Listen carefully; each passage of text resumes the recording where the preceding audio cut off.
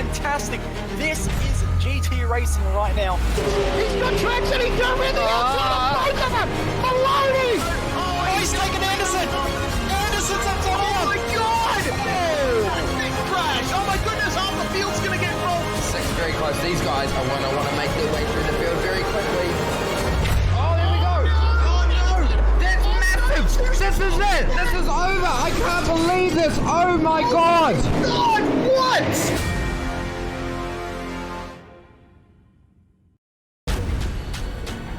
This is the original esport racing game.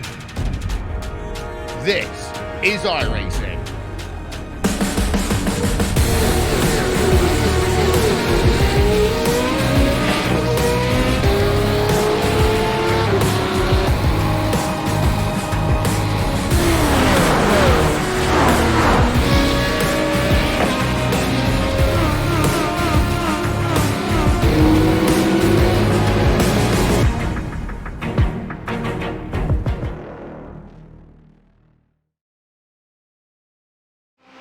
G'day one and all, it's another coffee-fueled morning for us at SimSpeed TV here on the iRacing Esports Network. It's Thursday night for you viewers over in the Americas.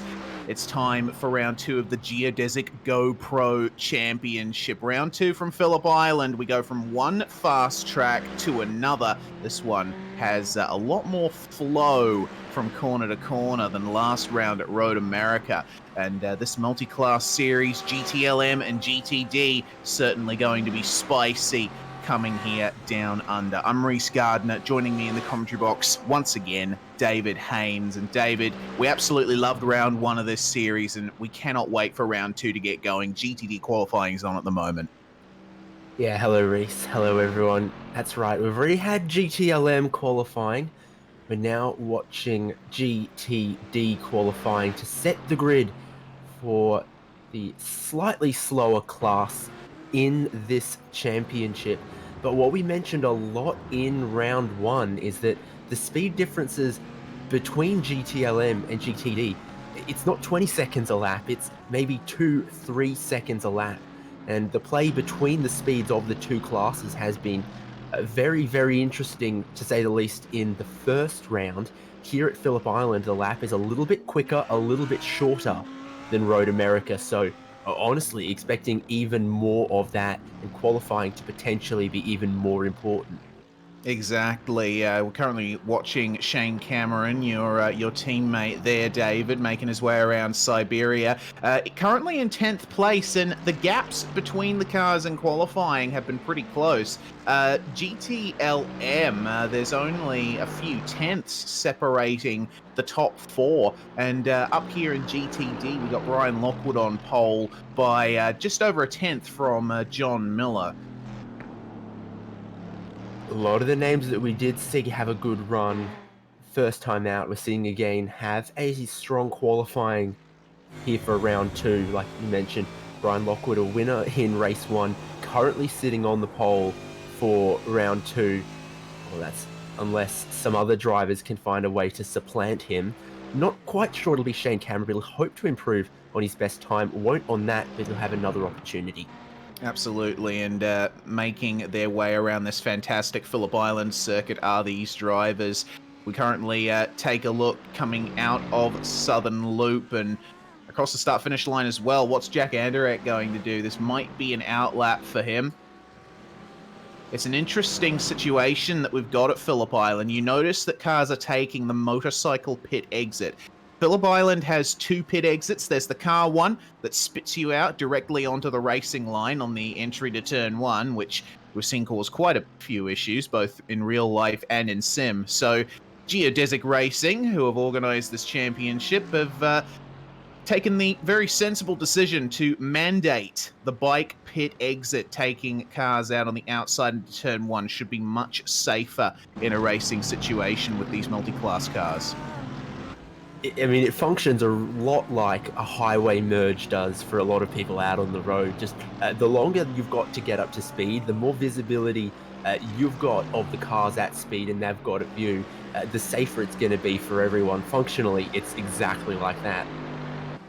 Exactly right. Let's see what John Miller can do here. making his way through Lukey Heights. And down to MG Corner, he's got Jack Anderek just in front of him. I reckon Anderek might be going for the pits. No, not sure. Either way, Miller is going to have a good slipstream down this straight if he doesn't bin it. Oh, got to be very careful out of that last turn. Aero push isn't a huge factor in GT racing as it is in single-seaters, but it still has an effect, as you could see there. Yeah, you don't need to be following another class car for you to run just a little bit wide out that final corner. It really invites you to carry as much speed as you can. And then the limits of the track are quite rigidly enforced by the presence of the grass there. And we see plenty of people do that. It's not uncommon, it's not unusual. And that's true for a lot of the lap around this circuit. There's not a lot of paved runoff here, there, or anywhere, and a few places that might catch people out. It's not just the last corner, but Lukey Heights and turns 1 and 2 through the southern loop. Those are all places where you make a little mistake, it'll cost you a lot of time, because once you're on the grass, there is no grip. Yeah, absolutely, and there is plenty of grass around this track. It's not one of those places that's got tarmac runoffs at every single corner like you see more and more of now. It's just grass and gravel on the edge of this racetrack in iRacing, and if you make one mistake at those high speeds, you are gone. GTD qualifying has had the checkered flag fall, so everyone who's currently on a lap can finish it. We're looking at Zach Plummer at the moment. He's sitting in 5th place for Action Sim Sports, and he's making his way, demonstrating the pit entry that we have here at Phillip Island. His teammate Hayden Gober following him in. Let's see what Mr. Coffard can do. He's currently sitting in P9 in class. And that gap, 1.4 seconds to Mr. Lockwood and pole. It's a big gap to make up, but the Audi is really good through these fast corners. Yeah, of course, the characteristics of Phillip Island here is a little bit different to Road America, and it might mean that different marks of car have an advantage here that didn't at Road America, for example. So we'll have to see, will it still be a Mercedes and Ferrari-dominated festival, or has the Audi got something? Does the BMW in GTLM have something around the sweeping corners here? That's one of the things we're going to have to keep an eye on. Absolutely. Well, with the qualifying over, it's time to take a look at the current standings as they are at the moment. This is the GTD standings, and we can see it's quite close with these points gaps. That's the way the points system has been set up. Brian Lockwood currently in the lead with John Miller, Jesper Drilica, and Zach Plummer finishing the top 4 there. But that is a strong field in GTD. It's the points gaps. Of course, we've only had one round. So as the rounds go on, the gaps should surely get closer. It's a competitive field. Yeah, of course, after you've had just one race, the standings are going to be exactly the same as what the finishing order was of the first race. And in GTLM, that winner quite dominantly, well, it was a little bit closer than that actually, was Tyson Meyer. He's ahead in the points of Andrew Carron and Robert L. Harris holding on to 3rd place there, and that's rounded out by Jonathan Brault, Dominic Oliveira, Enzo Johansson, William Whalen, and Graham Quinn. And I think once you get down to about 4th, 5th, 6th, the points are all really close. That first place, 10 points is clear of 2nd, but then it gets a lot closer as you get into the mid-pack, so every position's going to matter there. Absolutely, but there's a good reward for winning these races, which really pushes the drivers to succeed, I imagine. Well, with qualifying over, we're going to take a look at the pole laps in both classes. And same story as round 1. It was Robert Harris who managed to take pole for Team Tortuga in this second round, as he did at Road America. Let's ride on board with him for his pole lap. This is a 1 minute 24.209. How to be fast at Phillip Island 101 in a Porsche 911 RSR. The approach to turn 1, you crest over a hill, and in these cars, it is a slight tap of the brakes, maybe a lift down into 5th gear, and then you get down into third for Southern Loop, and Harris hugging the inside all the way through. You don't see many drivers doing that. They sometimes double apex it. Then you get the run through Stoner Corner up to Honda. This is one of the major passing points on the circuit. Your best opportunity to overtake a car under brakes. Very tight hairpin, tighter than it used to be, but still an excellent corner for passing. Then you come to Siberia. This is a very strange corner when you first come across it. Slightly banked, need to double apex it, careful of the curb on the exit. Then coming through Hayshed, this is a flat-out series of sweepers, no lifting at all in these GT cars. But then the braking up through Lukey Heights, you've got to maintain a bit more downforce through here to make sure you stay nice and stable in the braking to MG. First gear all the way down into first for Robert Harris. And it's flat out from here. Maybe a very slight confidence lift through the last turn. Slight oversteer. And that is how you get yourself on pole position at Phillip Island with Robert Harris. A fantastic lap day, but now we take a look at the GTD pole lap. Brian Lockwood with a 126.130. So the time gaps between these guys, it's looking like roughly 2 and a bit second gap. Yeah, we're seeing 1 minute 24s on the pole of GTLM and 1 minute 26s on the pole of GTD. So again, you know, pretty well all of your GTLMs are in front of the GTDs, but once you look at the tail of the faster class and the head of the slower class, they're not all that far apart. So that's why race control will have a little bit of a buffer between them at the race start so they don't trip up over each other. And of course, that'll help us have a safer race. But here is how Brian Lockwood got onto pole of GTD for Racecraft Engineering. And so far, the line's looking a little similar to what you'd do in a GTLM, but Lockwood definitely with a double apex through the southern loop there. Yeah, absolutely. Went for that early turn and putting all that load onto the front tyres. Front grip is very important here. A lot of high-speed corners that have a very narrow margin for error. You see him smashing the brakes in the Mercedes for Honda. Slight bit of oversteer on the exit, but he got that good traction down. We did mention last round that the Mercedes has that big, deep, torquey German V8 under the bonnet, so you can really get good exits out of corners in this thing. So through Hayshed, it's flat out, as in the GTLMs. These GTDs, they're set up a bit softer. They don't have as much aero as the GTLMs, but they're still reasonably easy to drive if you're a beginner. Of course, the question is always how to go fast. That's always the difficult part, and Brian Lockwood seems to have figured that out pretty conclusively. Slightly lifting maybe, or just keeping it flat through the final turn. That was a very clean lap to grab pole in GTD.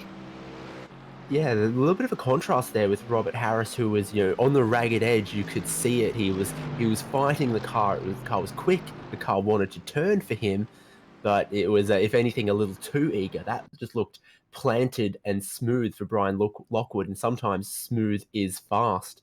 So he stands just 1/10 clear, though, of John Miller for GTD. Robert Harris has 2.5 tenths clear of second place in his class. GTLM gave us a lot of the action in race 1. I'm thinking maybe we've come to the second round of the championship here, and maybe it's GTD's turn. Yeah, those gaps are looking quite close. Of course, Road America, it was a very quick circuit to be sure, but it has a little bit more of a stop-start nature than Phillip Island does. Road America, you got those heavy braking zones going into tight turns that still remain pretty fast. Phillip Island is all about those long, flowing corners, punctuated occasionally by a hairpin or two. So the nature of the racing, we may see a change. The drivers are currently in their briefing at the moment. It's coming to an end. The next couple of minutes, we will be going green. So speaking of going green, it's a 1 hour, 30-minute race around this fantastic Phillip Island circuit. It's on an island off the coast of Victoria. We're right by the ocean. And a 2.7-mile track.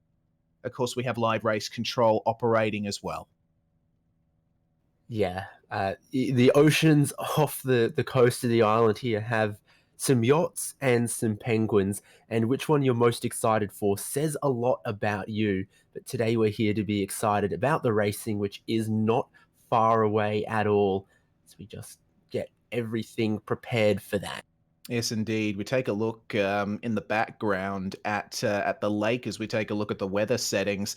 This is a pretty warm track with 18-degree air temperature, and we've got another very strong wind, 25 kilometers an hour from the west. That translates to a crosswind down the main straight.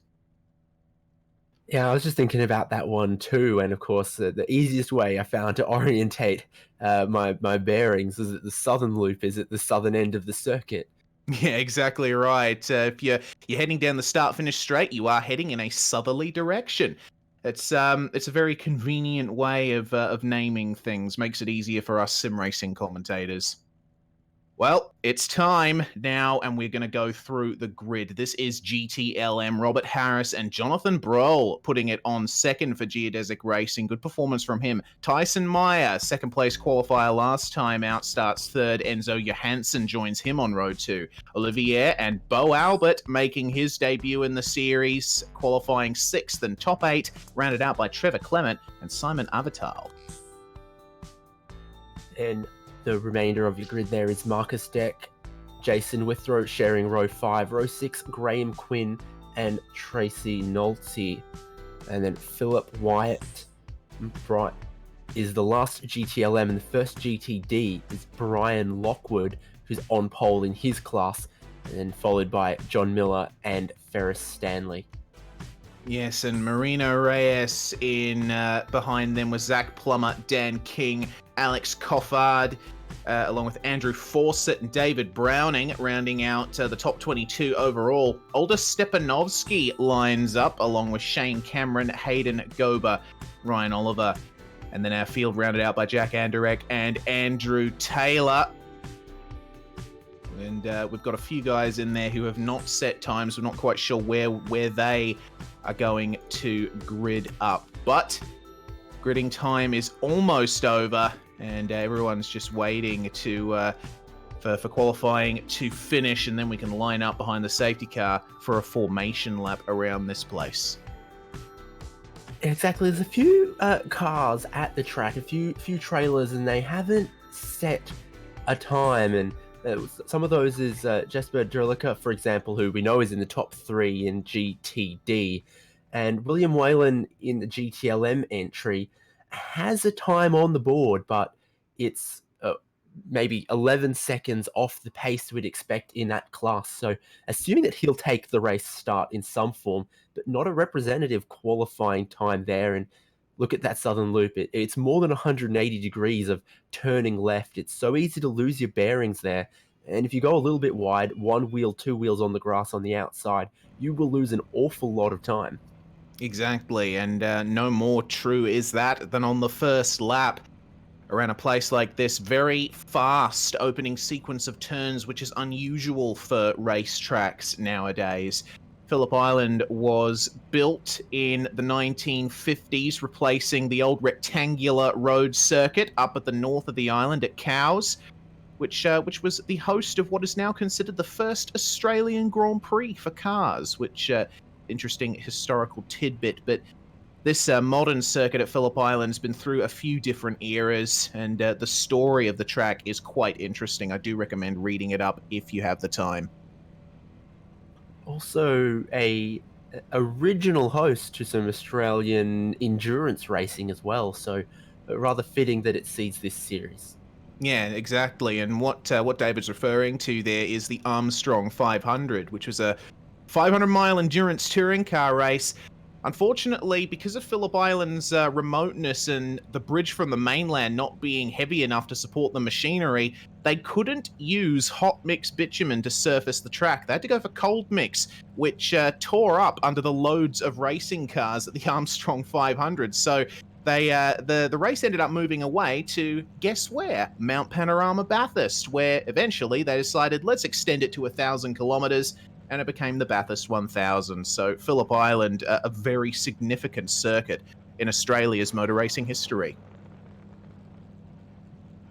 Yep, no doubt. The time expires now on the gridding protocol. The pace car will shortly pull away, and with it, your GTLM pole sitter, Robert Harris here, who we have a fantastic view backwards from at your points leader.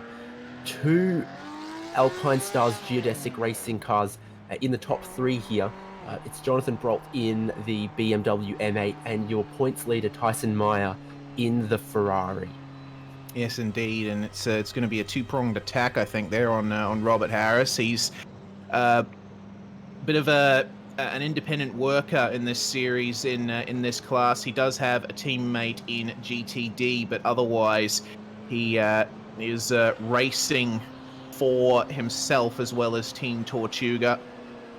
And it's a very slow tour of this racetrack from Enzo Johansson's perspective. We saw briefly. You have a look at the elevation change here through Southern Loop. The track actually falls away on the exit, which means you need to maintain that front grip. Yeah, exactly, but there's nowhere that the elevation change is more dramatic and more noticeable than over Lukey Heights. The braking zone down into MG is so difficult, not just because you're coming from a sweeping corner into a tight hairpin, but you're coming downhill and the track is still dropping away as you need to turn in, and that makes it difficult too. Indeed. This is Honda Corner, as I described in the pole lap, slowest corner on the circuit, and that's a good view of Siberia there. Watching as the cars make their way through it. It's a small series of switchbacks around this lap, but they are faster than they look, and right there is one of the beautiful views you can get from Phillip Island. Actually, iRacing's put an Easter egg in this track. You zoom in on one of the yachts out on the ocean, I'm not sure which. You'll find, I believe it's Steve Myers and Dave Kamer, two of the iRacing staff. There's a few circuits where there's also Dale Earnhardt, some places in the stands, eagerly watching the sim racing action, which he is known to do from time to time. So, yeah, there's sometimes a little bit more going on than meets the eye, but I don't think any of our drivers will have time to be searching that out very shortly. Absolutely not. Beautiful motion blur, another new feature added to iRacing's replays. So now Robert Harris is going to control the field. We see the view from the back of the pace car, very tight gridding for the GTLMs. Let's see what Harris does. When does he get the jump? The Geodesic guys are right behind him, straight on it. It was a good jump from Harris, but it looks like Broll and Meyer have managed to stay with him as we go green for round 2 of the Geodesic GoPro Championship. Meyer and Broll almost making contact coming down to turn 1. And you see right here, side by side through turn 1. Harris has managed to get away just slightly. But now as the field sorts themselves out, oh, we got a car turned around. That's Dominic Olivier. Big crash. Oh, goodness me. He's got a couple of cars collected there. The GTDs are not going to have a fun time with this one. They're just coming into this scene now. Yep, 2-3 cars collected there on the exit of Southern Loop, and while they tried to gather it up, here comes your GTD leader. Oh, now no! mixing it up, more contact. That's one of the Sim Racing Channel cars. Oh, no! Big trouble, and with that, a caution flag has been thrown. The race directors deeming the situation too dangerous. What a messy start. Yeah, indeed. We had safety car procedures enabled for round 1, didn't end up needing them, and unfortunately we've come to round 2 here, and it's been deemed necessary. There was 2-3 incidents that occurred there. Started in the GTLM field, and then carried on down into Honda. Here's what happened around the outside of the Southern Loop. Well, that tiny tag there on Olivier, totally up for interpretation there, who squeezed who, but there's no denying the effect of that. 2-3 GTLM cars around, and then they have gotten in the way of the GTD leaders, and Marcus Deck here, what sends him around? Does he do it by himself? He gets helped by an Audi. Yeah, I think that might be Plummer in that Audi, or his teammate. Yeah, Plummer just got on the brakes really hard for the hairpin and tagged the back of the GTLM, but I can't say I blame him. It was a hectic first lap, to be sure. You don't really expect GTDs to be coming up to speed right in the middle of your fight, and you see the out of control deck just wiping out one of the GTDs. And what did Ferris Stanley see? It's all kicked off in front of him. He has given that tap. Ah, yeah, it wasn't Plummer, it was Stanley. My apologies. And then Marcus Deck has come across and just scraped the nose of Brian Lockwood, it flying through the corner. Tracy Nolte appears to have spun in Siberia, potentially by themselves. Waits there for the remainder of the GTD field to come through, but by the time they had, the caution flag was out, and Building Optimization Systems, our partner for the replays in this series. So thank you to them, because there was plenty of replays needed to unpack everything that happened before we got halfway around the first lap. Absolutely, and there's quite a few casualties as a result of that. We got Graham Quinn and Marcus Deck already out in GTLM, or with severe damage and trying to recover. Dominic Olivier is currently sitting in 13th overall in amongst the GTD field. Speaking of GTD, it's Brian Lockwood, Ferris Stanley, and John Miller, your top three. And Stanley, I mean, he had those slight dramas on lap 1, but it's worked out pretty well for him. He's in the top 2 now. Yeah, the GTD is looking a little bit more bulletproof than the GTLMs. Obviously, you can see a little bit of damage to the front of Ferris Stanley's car, and also Brian Lockwood. In fact, he's not escaped damage there at all. So the front of that car is a little bit mangled for your points leading GTD, Brian Lockwood. But it's the GTLMs where we've had some retirements, and we've got more cars on the pit lane. Dominic Olivier in there now, and start-finish line flag are very enthusiastic about making sure everyone sees his yellow flag. Yes, indeed, holding it nice and high, so it's nice and visible. So Olivier currently in the pits taking damage repairs. Marcus Deck is just pulled into the pits himself for that. So now we wait for this safety car period to end, which it should this lap. The lights are out on the safety car. So Harris is going to have another shot at leading the field away. It's going to be a single file restart, which should result in a bit less cramming through those opening turns. Yeah, indeed. The GTLM field were side by side, Southern Loop and then down towards Honda Corner. The GTD field, your leader there, Brian Lockwood, got a very good jump, and we saw them in the background of one of the shots coming out the fun corner. They were almost all single file already. So a lot of this is for the GTLM field. The GTD field were all relatively safe until they found themselves nipping at the heels of some spun and injured GTLM cars. Hopefully, this will be a clean start, because really looking forward to seeing this race play out. I've given some thought since round 1, and I really think that the 90-minute races is such a Goldilocks amount of time in GT racing. It's definitely not a sprint race, but then it's a little bit quicker, a little bit more action-packed than some of the 4-hour, 8-hour, 12-hour, even 24-hour races that we do get. There's nothing wrong with those, but I think in a dollar-for-dollar equation, these 90-minute races pack it in. Yeah, and the strategy is interesting as well, because the GTDs can make it just over an hour on a tank, whereas the GTLMs pretty much bang on an hour or less. So the drivers need to keep an eye on their fuel levels, make sure that they pit at the right time. Either way, it's time for the restart. It's going to be lap 4 of this 90-minute race when they cross the line. So safety car in. Let's see how early Harris goes. Nice and slow through the last turn.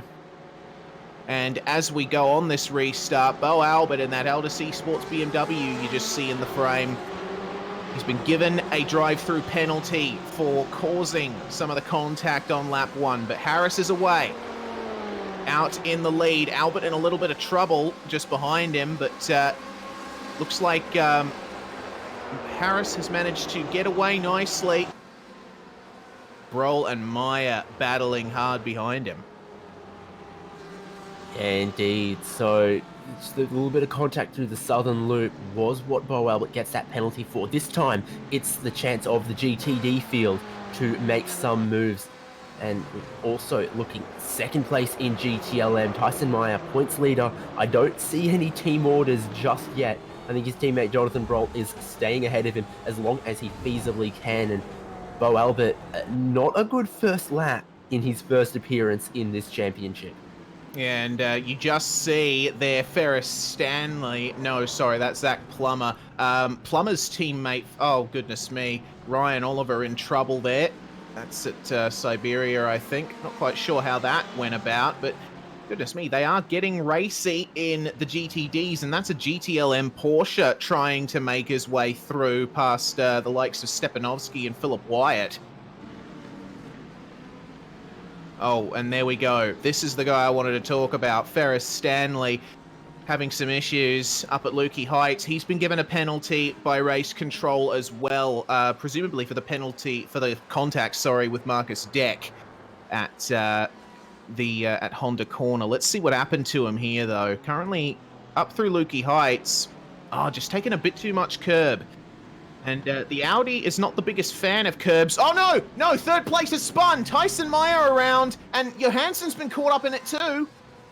We're going to have to go quickly to live pictures or go to another replay because, my goodness, Meyer just losing it here in the middle of turn 1, and the caution flag is out again. You see there, Meyer getting loose. And there's been a... Oh, my goodness!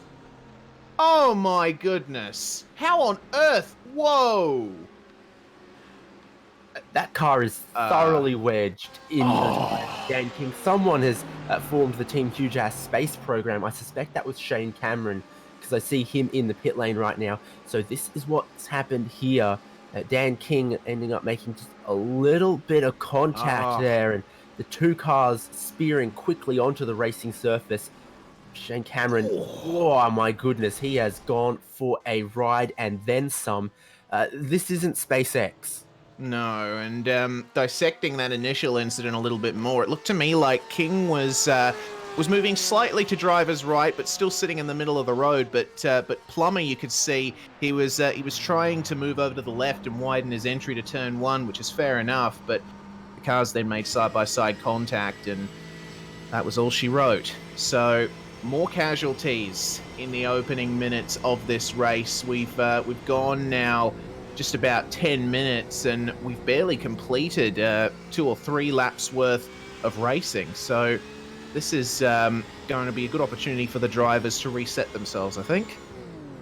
Yeah, indeed. So second safety car of the race in just as many green flag laps, and we're going to need a second to see the field come over the timing line and see who is effectively a retirement and who's the walking wounded in this, because Robert Harris, obviously, a good jump at both of the starts, no issues for him, and it's further back. I mean, Tyson Meyer, how much of a hit did he get from Trevor Clement? Both of them must be nursing some damage, and then plenty of cars, Phillip Wyatt, Zach Plummer, Dan King, Shane Cameron, Marcus Deck, Dominic Oliveira on the pit lane right now, and survival seems like it must be the key word of race number 2, and I mean round number 2.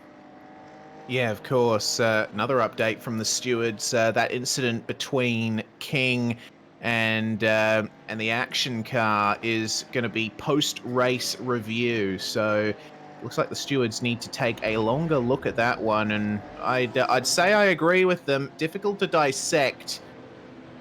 But for this guy up the front, Rob Harris, he has not had much trouble at all he's needed to do is get that exit down nicely, and away he goes.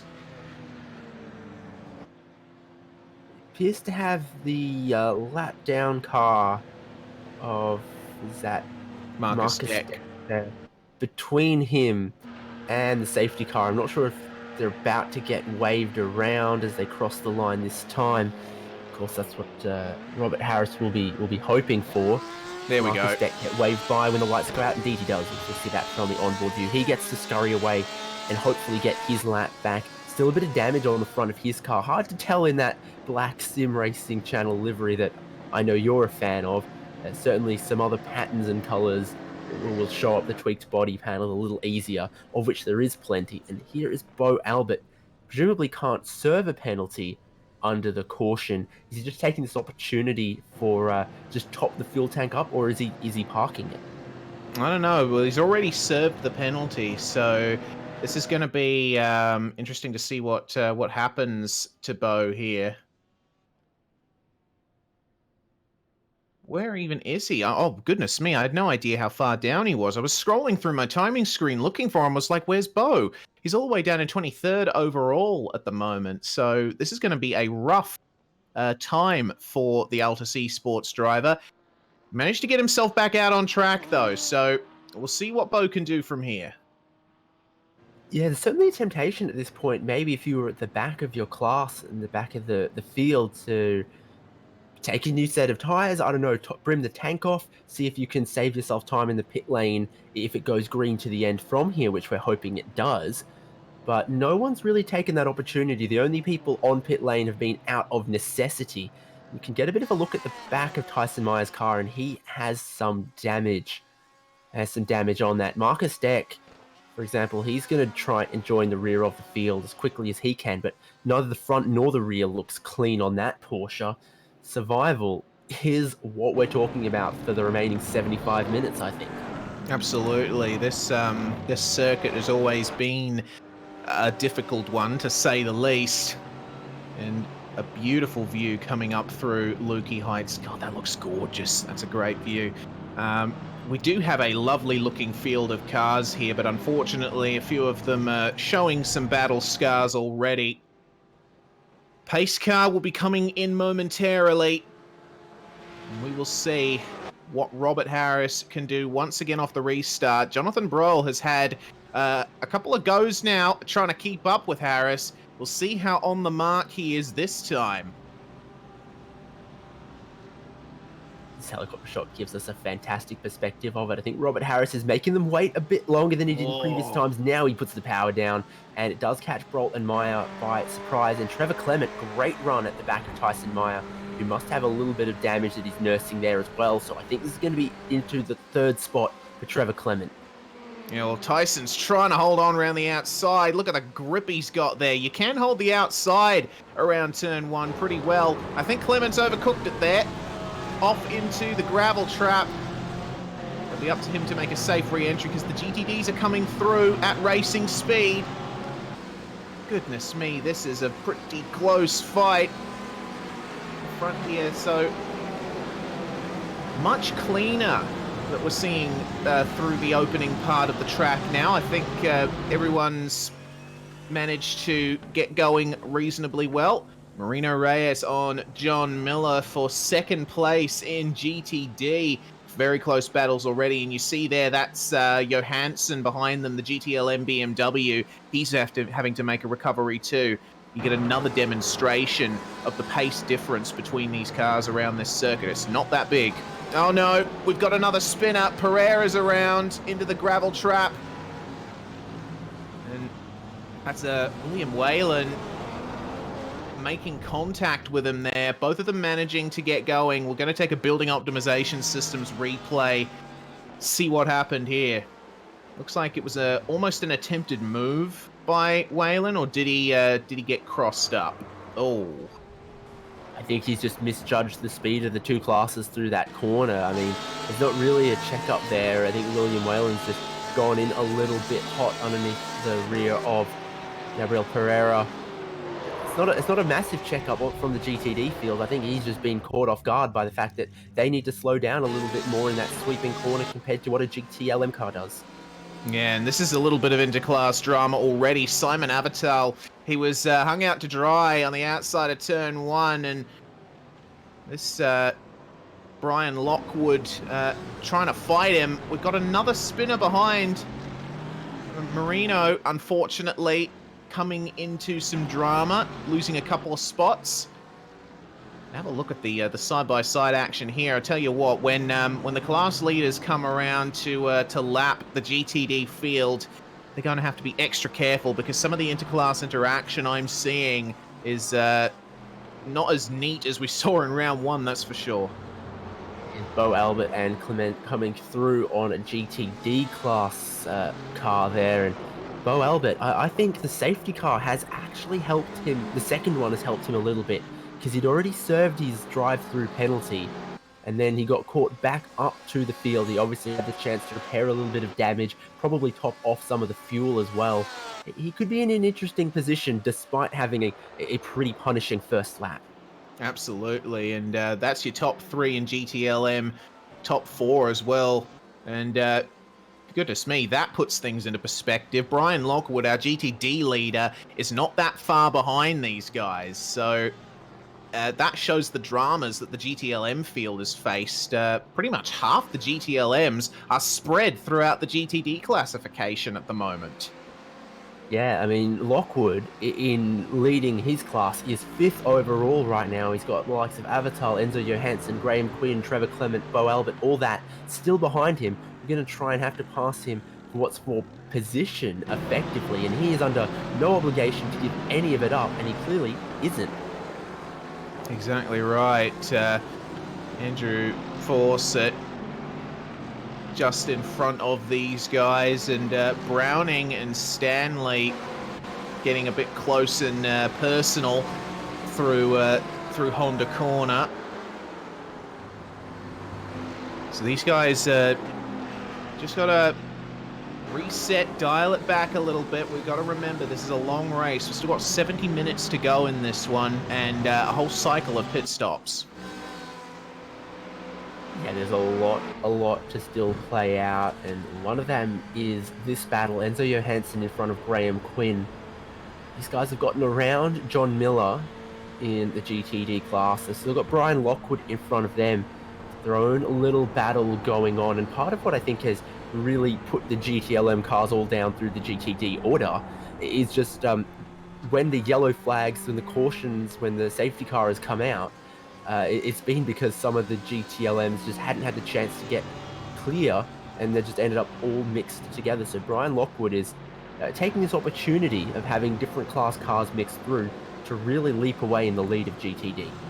Absolutely. John Miller doesn't have much of an answer for him at the moment, just making sure that he's consolidating his strong second position here. And you see 1 and 2 GTDs for position between them.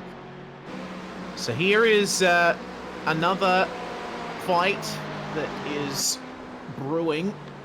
Bo Albert making his way through here. And Marino Reyes and Trevor Clement side by side. That's going to be an interesting one, to be sure. Of course, Trevor Clement in the GTLM Ferrari there. Both of these guys looking to make their way up and make something out of this evening, or morning in Albert's case. Yeah, it was much cleaner, the GTLM cars getting through down the straight though. Marino Reyes has all manner of a draft, all manner of a slipstream. He just can't carry as much speed through the corners. He's got to brake a little bit earlier. He doesn't have quite the downforce that the faster GT cars have, and the GTD cars are all 3-digit car numbers and 2 digits for your faster class. And the number 1 though, who defies that reasoning, Robert L. Harris still leading. Jonathan Brolt, 2nd place. 3rd, I think Tyson Meyer is suffering just a little bit of missing some of the top end speed, but through the corners he obviously is just as quick. So you wonder what he can do to maybe stem the bleeding or gather as many points as he can out of this round. It's going to look really tough for him to get to that race lead. Yeah, well, I did notice the body language of Meyer's car seems markedly different to Broll's, because that Ferrari that Meyer's driving looks very set up to rotate around the apex, and I feel like that's what caught Meyer out in the Southern Loop that one time. Regardless, it's a good running so far for Geodesic Racing. We've got another car in the pits. It's Graham Quinn. Wonder what he is doing in there. Taking a pit stop early or repairing some damage? Maybe both. Don't remember actually, serving a seeing an penalty. incident for him, and yeah, he comes just through the pit lane. So penalty for Graham Quinn that he's now gone and had to serve. I was thinking we're getting to the point where the pit lane window might nearly be open, and the strategy could be much different than Road America, where we saw everyone run as long as they possibly could. Issues for the HJ Ferrari, that's Andrew Fawcett again. Someone just a little bit wide in Southern Loop, and the corner gets away from you. He's going to lose a position probably here. But if any of these drivers anticipate there might be another safety car, then you want to pit as early as you possibly can in your window, because you'll get the track position back. So two different strategies that are possible. You'll probably see drivers going as long as they can, but if someone gambled and there was another safety car, they would gain an awful lot.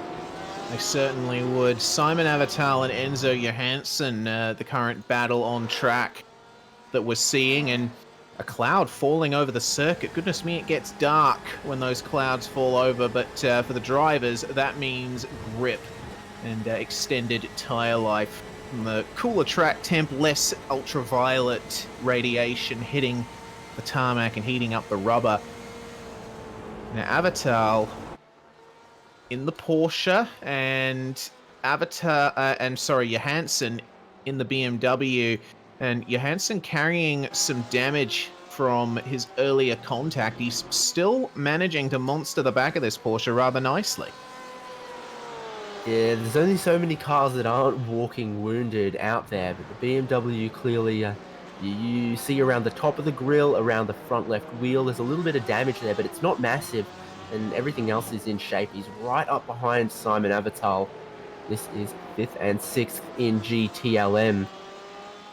And I think that just putting the power down off the exit of some of the corners is definitely working better for Enzo Johansson. Avital looks to be struggling with that just a little bit. Yeah, it's you would expect top end to be the Porsche's main strength, because it's the only naturally aspirated car in a class full of cars with turbo engines. BMW with a twin turbo V8, I believe. So Avital with that screaming naturally aspirated flat six. It's all about that top end power, and when you open it up on the straight, but. Looks to me like Johansson is close enough for the slipstream to start working really well. Almost a look into turn one, but there's no way you can come from that far back and make a successful pass. But this is the kind of racing that we are starting to get to. Avital taking that double apex line, and Johansson sticking to the inside all the way. Again, this track has multiple lines that you can experiment with. And it'll come down to which one works for the balance of your car, which one is maybe preserving your tire life a little bit. Looks like Avital maybe got teeny deep on the brakes, but gets away with it. Johansson still there. This is one of the better battles that we've got in GTLM. This field have, thankfully, I think for everyone's sanity, spread out just a little bit more than earlier on. It took us 2 goes, but we are racing clean now. We certainly are, and battle is really starting to spice up here between Avital and Johansson. BMW very quick through Lukey Heights and MG. And Avital pushing the limits really hard on those curbs, just putting wheels off into the gravel slightly.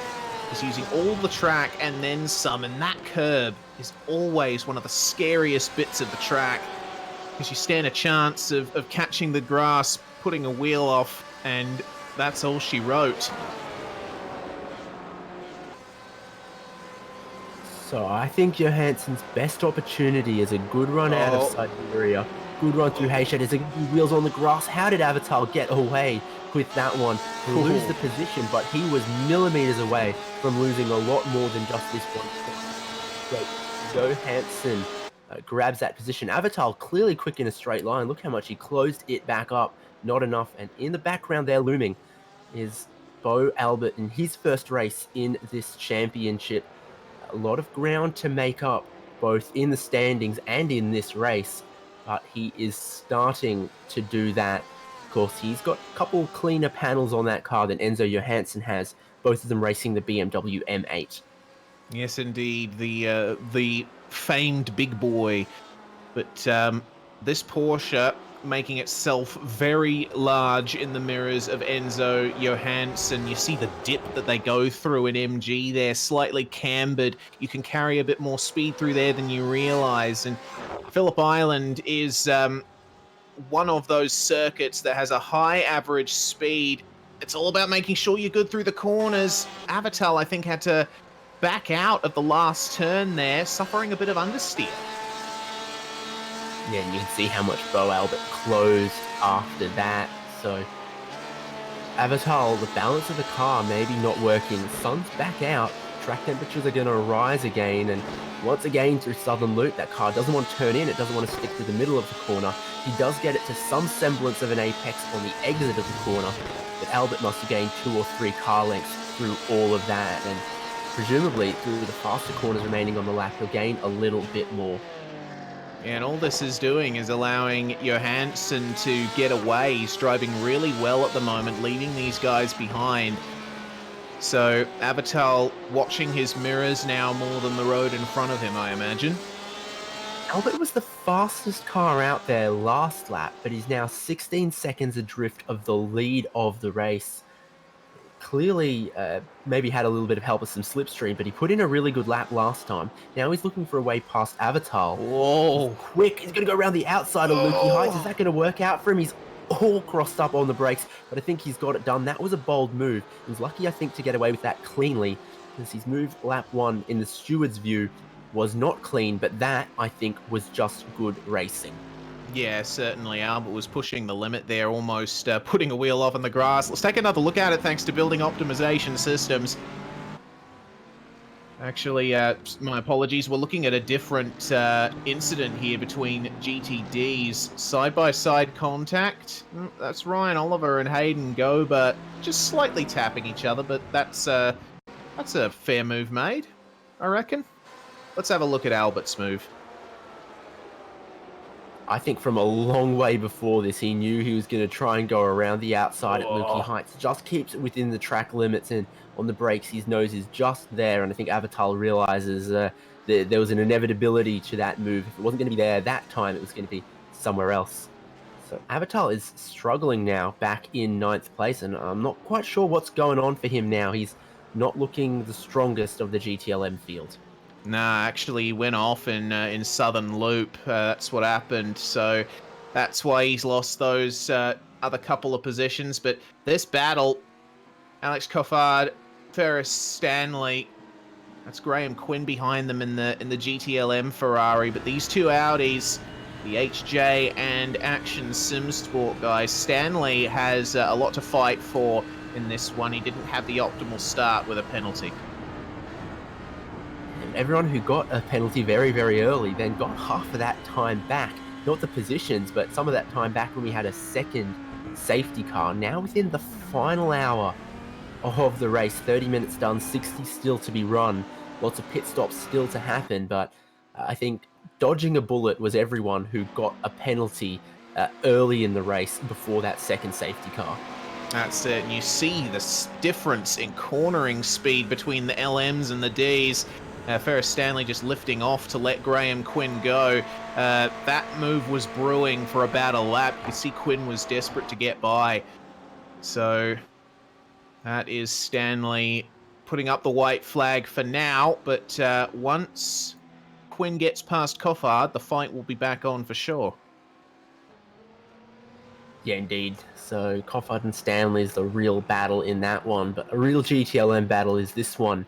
Nolte and Clement. Clement, of course, with problems early in the race. Nolte with a spin as well. Two of them going to come through Hayshed and then over Lukey Heights, which has been an interesting overtaking opportunity in this race. That's going to be an easy one for Nolte. Unfortunately, Clement pushing too hard through there. And that's another thing we've seen drivers do a lot of today, David. Well, Clement did that through the Southern Loop earlier. That was the problem, coming a little too hot into these long, fast corners. And once you're out of shape, it's so much time that you lose compared to getting a little out of shape in a slow corner. the track goes away from you, you end up going straight at such a high speed section of the course. Bo Albert now looking at top 5. Look at that run he got on through turn 1. He nearly thought about going to the inside of Southern Loop. Thought better of it from what he learned earlier in the race. But yeah, charging along now. Slow start, but it's coming to the boil for him. Absolutely is, and you can see the straight line deficit that Johansson has with that slight amount of damage that he's got. So Albert, obviously with the much cleaner car here. Potential top 5 for Albert now after his poor start, which I reckon he'll be happy with. Well, he's pulled time out of the leader, Robert Harris. I mean, I called him out as being 16 seconds adrift of the leader. It's now 15 and a half. So he's not only closing a tiny bit on the leader, he's going to make this move on Johansson as Shane Cameron in front of him can't get it done this time. There's a little bit going on right now as these guys are catching some GTDs. Albert's pace is enough that he's definitely a possibility for a podium right now. He's quicker than someone injured like Tyson Meyer. Yeah, and look at this. Shane Cameron, the less aero grip. Oh, no, that's not going to work out. That is not going to work out. That's a big incident there. And Shane Cameron off into the wall, and Albert's trying to squeeze through. Did he manage to get that done cleanly? I think we might have to dissect that incident again. Yeah, from the start-finish line to the exit of turn 2 is about what we're going to need to see. Here comes the replay, and Cameron doing all the right things, sticking to the right-hand side of the circuit, trying to be off the racing line to let the leaders through, and half of it is this just like half a car gap that is left between Johansson and Shane Cameron. Bo Albert tries to put his nose there, and unfortunately that really hurts Shane Cameron. And then into turn 2 here, nose to the inside. I don't think there was any contact there, but Threaded the needle. Yeah, 2 times trying to put that M8 where there is 1.1 M8's width of room, and it stuck the second time. The first time, I'm not sure it worked out. Yeah, certainly not. But the stewards, I think, might take another look at that one. And this is our GTD top 2. Avatar's just gotten by these guys. And Lockwood and Miller, they've closed up or stay consistent since the last safety car restart. Looks like this is going to be a pretty close one for GTD. I think with that damage he's carrying, Lockwood's not been able to skip away. Miller is still there with a much tidier looking car, and of course, I'll let everyone know that damage on the front of Brian Lockwood's car is not his fault. It was some rogue GTLMs, I think is how he would probably describe it, in the early laps. Absolutely. It was... Avatar is hurting because he has dropped back towards Brian Lockwood again. What is going on with the tyres, with the grip for Avatar? He has just fallen away. Yeah, I mean, he's not getting away from these guys very quickly, is he? Lockwood's managing to stay within 6 or 7 car lengths most of the time. And Avatar having a tough one for sure, but Lockwood, I reckon, will be reasonably comfortable with the gap that he's got over Miller at the moment.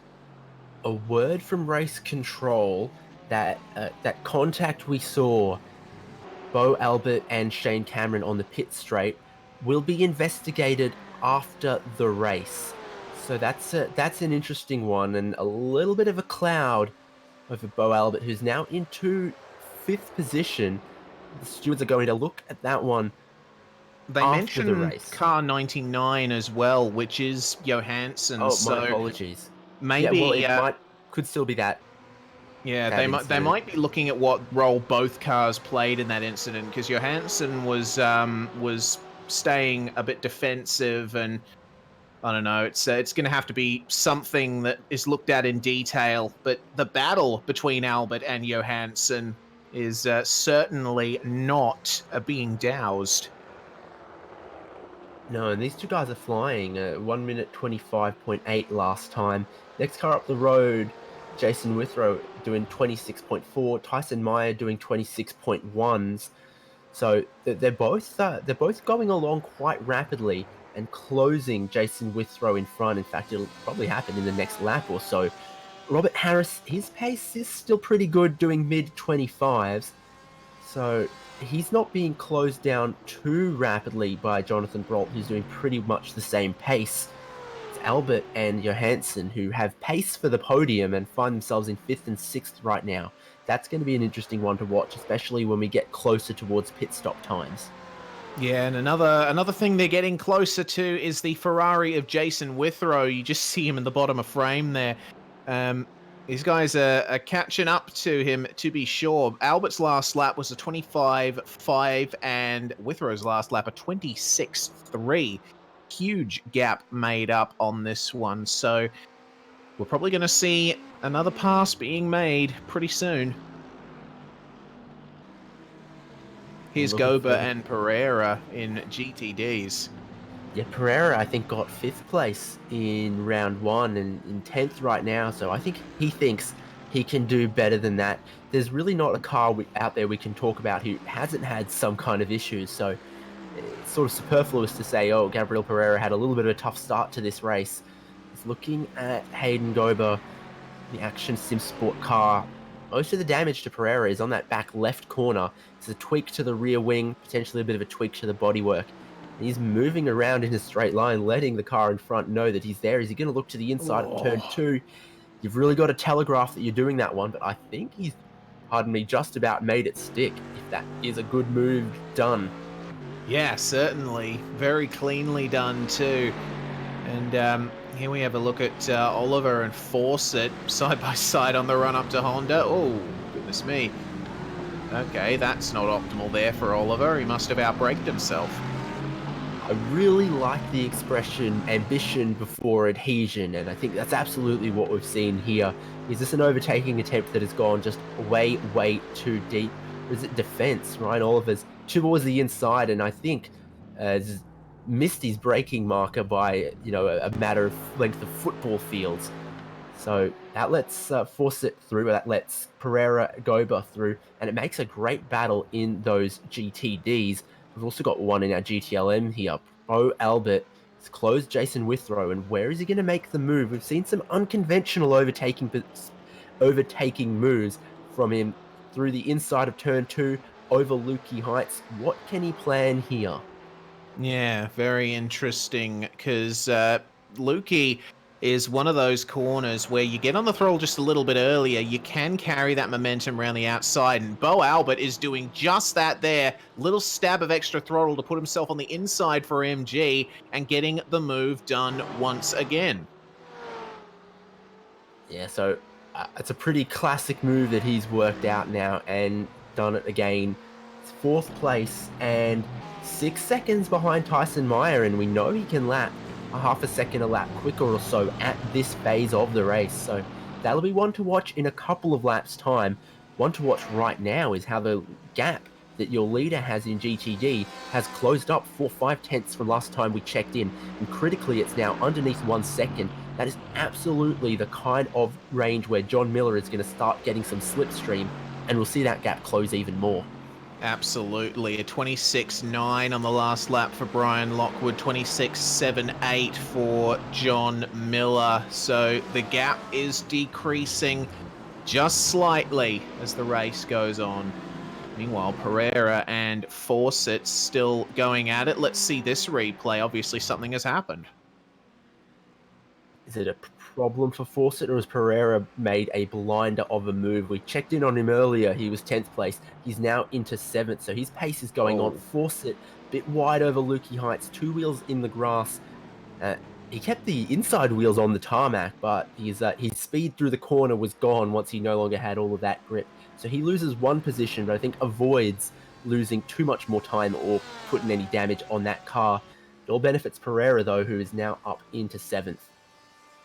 Yes, indeed. And we take a look at our GTLM leader briefly. Having a whale of a time out in front is Robert Harris, but for the lead in GTD. It is definitely on now. Lockwood and Miller only separated by a matter of tenths of a second.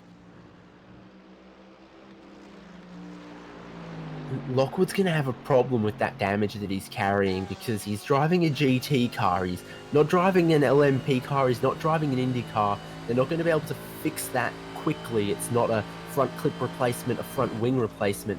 Getting that damage fixed will take a lot of time. He can't jump into the pit lane now, get it all paneled out. Well, he is within the fuel window though, so he's going to have to think about when he takes that stop.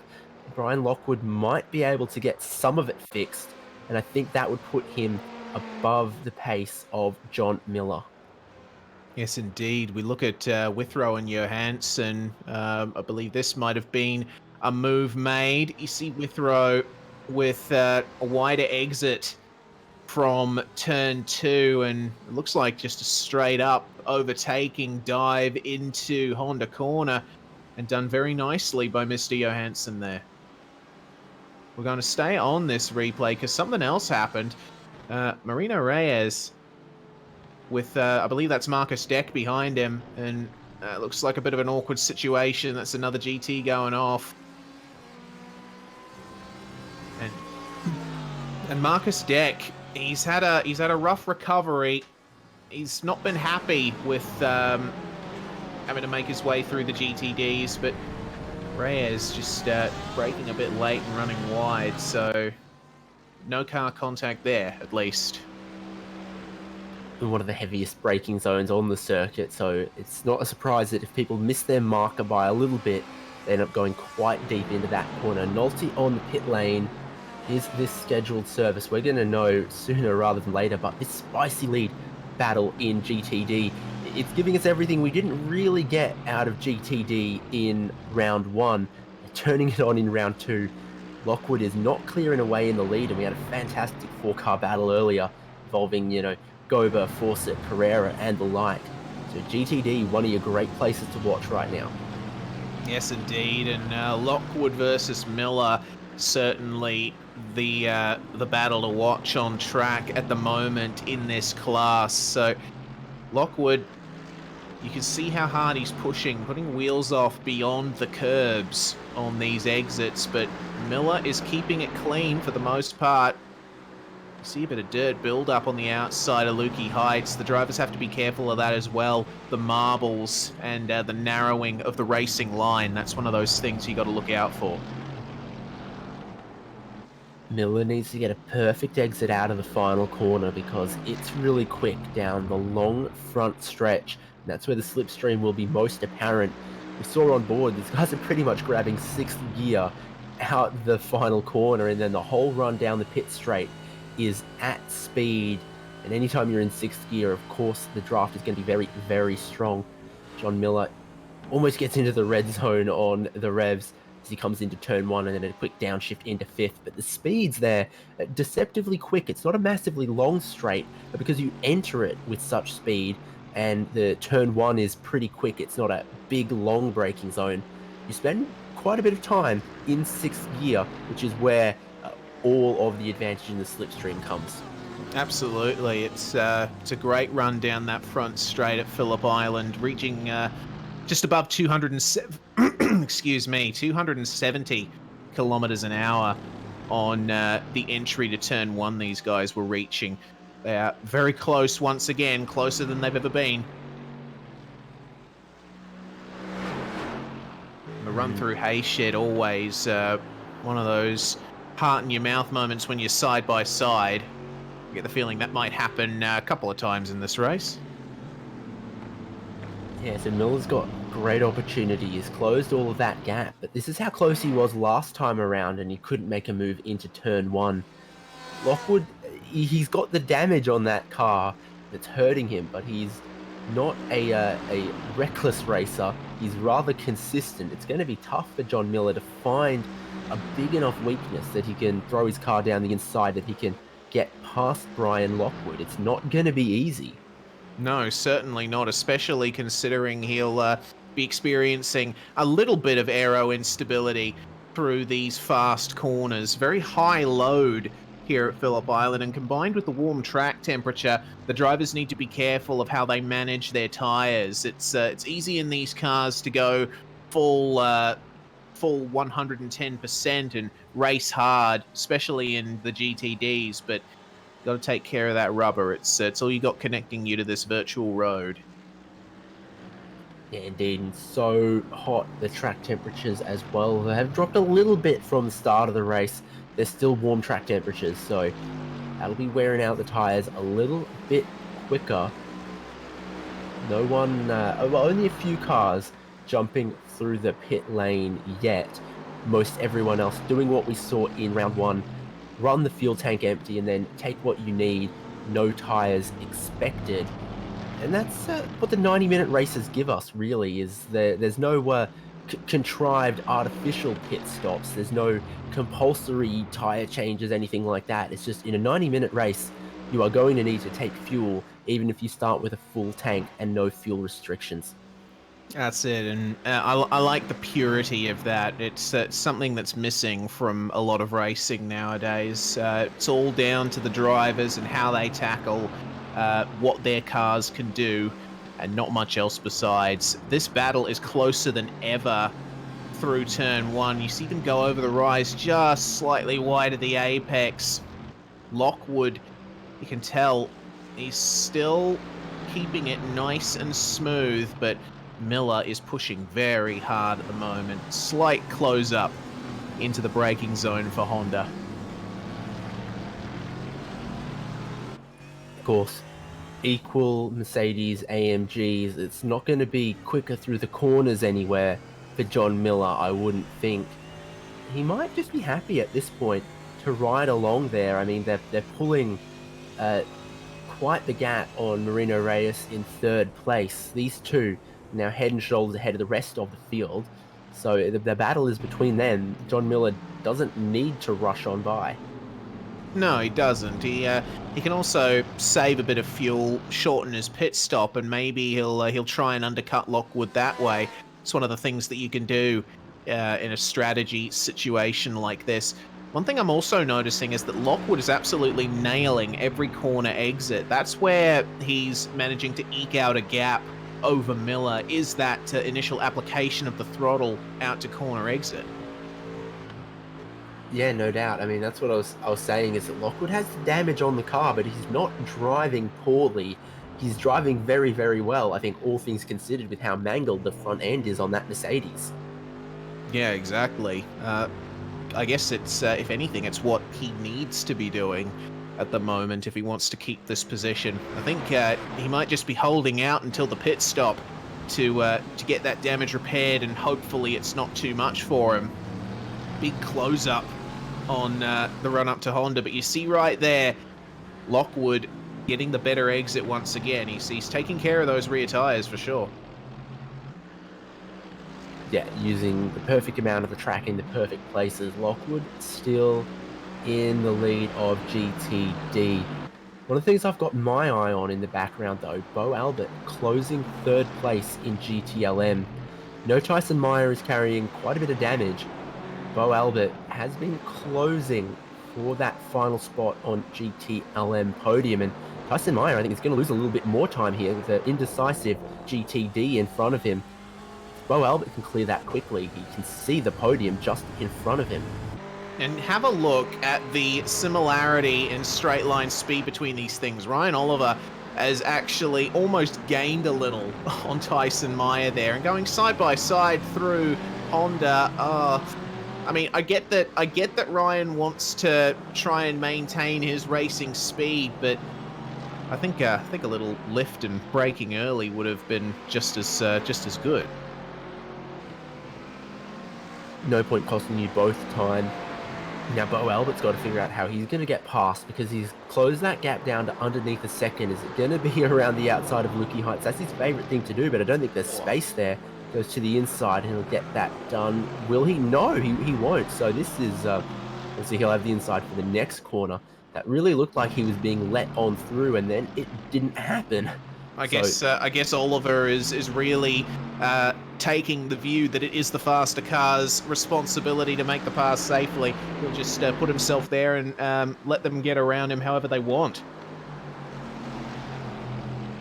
Yeah, certainly so.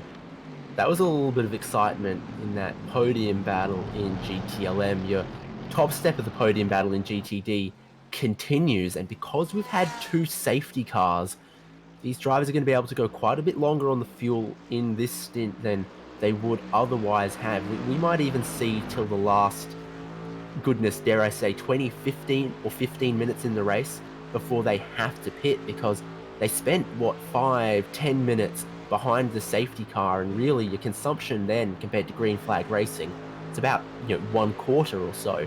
So add an extra maybe 7-8 minutes onto the initial fuel stint for your GTD contenders here, and they could go maybe an hour 10, an hour 15 almost. Numbers like that aren't going to be completely crazy. Look at the run John Miller's got here this time though. It was just not quite close enough. Maybe he rolled out of the throttle, but thinking about if he's waiting for the next round of pit stops for John Miller, well, he might be waiting 15 minutes still. Yeah, exactly. We'll have to wait and see. But Lockwood and Miller, they both know the deal. They're both pushing very hard at the moment, which is another benefit, I guess, of this 90-minute format that Geodesic have set up. Is the fact that well, I mean, you said it yourself pre-race day, but it's long enough that it's got an endurance factor, but short enough that you still got to treat it like a sprint race. Yeah, exactly. I definitely used the word Goldilocks, and I'm proud of that. Yeah, and you should be. That porridge is just right. Brian Lockwood off a little bit. Third in GTLM though. Turn. I think that's about to change positions. Oh, it is. Bo Albert has gotten to the inside of Tyson Meyer. They've got one of those Action SimSport GTD cars in front of them, but I think Bo has got that done around the outside of Siberia. He stays ahead. So that probably must have happened on the brakes into Honda. Of course, we're going to get a building optimization systems technology Inc. replay of how third place in GTLM swapped hands. Yes, indeed. So this is through Southern Loop. Meyer, you could see, having a bit of trouble finding his way past the Audi on the exit, which allowed Albert to catch up more. Meyer goes to the inside and almost has to defend a bit. So Albert, very opportunistic here, going straight for the move, and that was pretty much the move made. But then they had to contend with the GTD once again through Siberia. I mean, good on all of these guys, Hayden Gober included, for making that clean. Yeah, and Gober did nothing wrong there. It was just a matter of where Tyson Meyer caught him. It balked Meyer just a little bit, and Bo Albert was in position to capitalize, and obviously had been lapping a little bit quicker, but all his Christmases lined up at once there, and he finds himself standing in the podium positions right now. And knowing that Albert pitted at the end of the second safety car, probably, if he's clever, and most of the time he is, he's carrying more fuel than everyone in GTLM as well. 17 seconds off the lead. He's not carrying, an extra 17 seconds of fuel, but he's only 7 seconds behind Jonathan Brault. So we'll see what Albert can do with that strategy that he's put himself on. It's an unconventional one, but he's standing on the podium now, and no reason to suspect that he doesn't have a little bit more fuel than everyone else as well. Very true. Meanwhile, the GTD lead battle, these guys staying locked in a stalemate at the moment, Miller and Lockwood. Yeah, I think these two are just watching the clock, counting down the moment that they can jump on into the pits and sort out the second bit of their race. Like Gabriel Pereira is doing right now, the Sailors team. He's on the pit lane. I wonder if they can do anything about the rear wing for him in this stop. He's been 10 seconds stationary now. Unfortunately, can't quite see it through the pit wall there. I'm sure when he's done with that pit stop, we'll know. But he'll be fueling that thing to get to the end, and if they can make just a little bit of repairs to some of that damage he was nursing, I think he'll be a threat, because even with that damage, we saw he went from 10th to 7th. A top 5 in GTD might be possible for him again, especially if this works out. He gets some clean track, puts in some good laps, and has some body panels that are a little bit more factory spec than what he had been carrying. In the lead here, I'm willing to agree with you, Reese. I think John Miller just waiting it out right now, like a vulture, stalking a wounded animal potentially. Lockwood still has some fight in him. Don't get me wrong about that. But that damage on the front is something, and you can see, if nothing else, Miller is just a little bit quicker in a straight line, just a teeny bit slipperier when the panels aren't at a jaunty angle. Yeah, and he's preserving some of that through his throttle application. Oh, have a look at this. Actually, that's the closest I've seen them through the likes of Hayshed. Might this be a move? Oh, not quite. You see Miller pulling out there. Lockwood had 2 wheels on the grass at turn-in and still somehow gets away with that. I don't know. This guy's pretty good. I'd have to say that. Yeah, for sure. It's I think if it were me, I would have been off into the gravel trap flying out of the circuit. But very well done from both of those guys once again. This is a great battle for the lead of our second class, and Pereira has come out. His rear wing is still looking a bit substandard.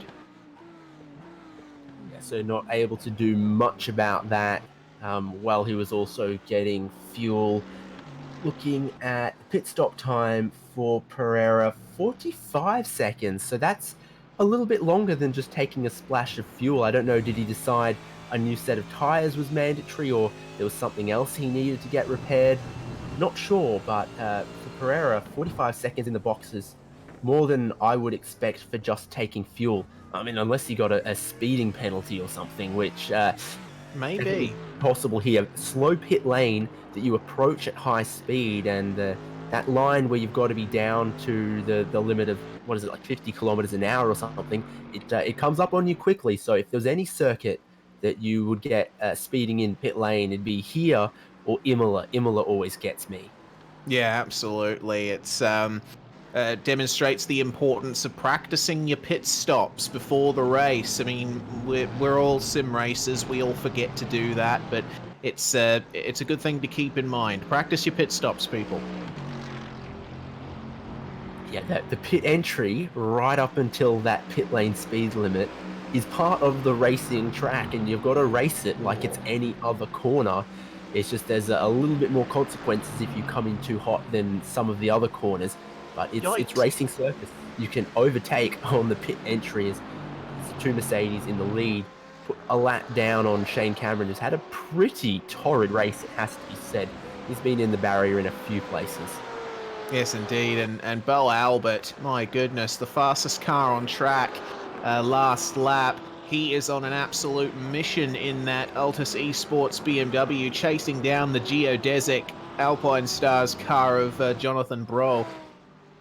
Tell you what, if this turns out to be a great race for the podium and for the lead of this in GTLM, it's it'd bump it up from a 9 to a 10 for me, I think, for this.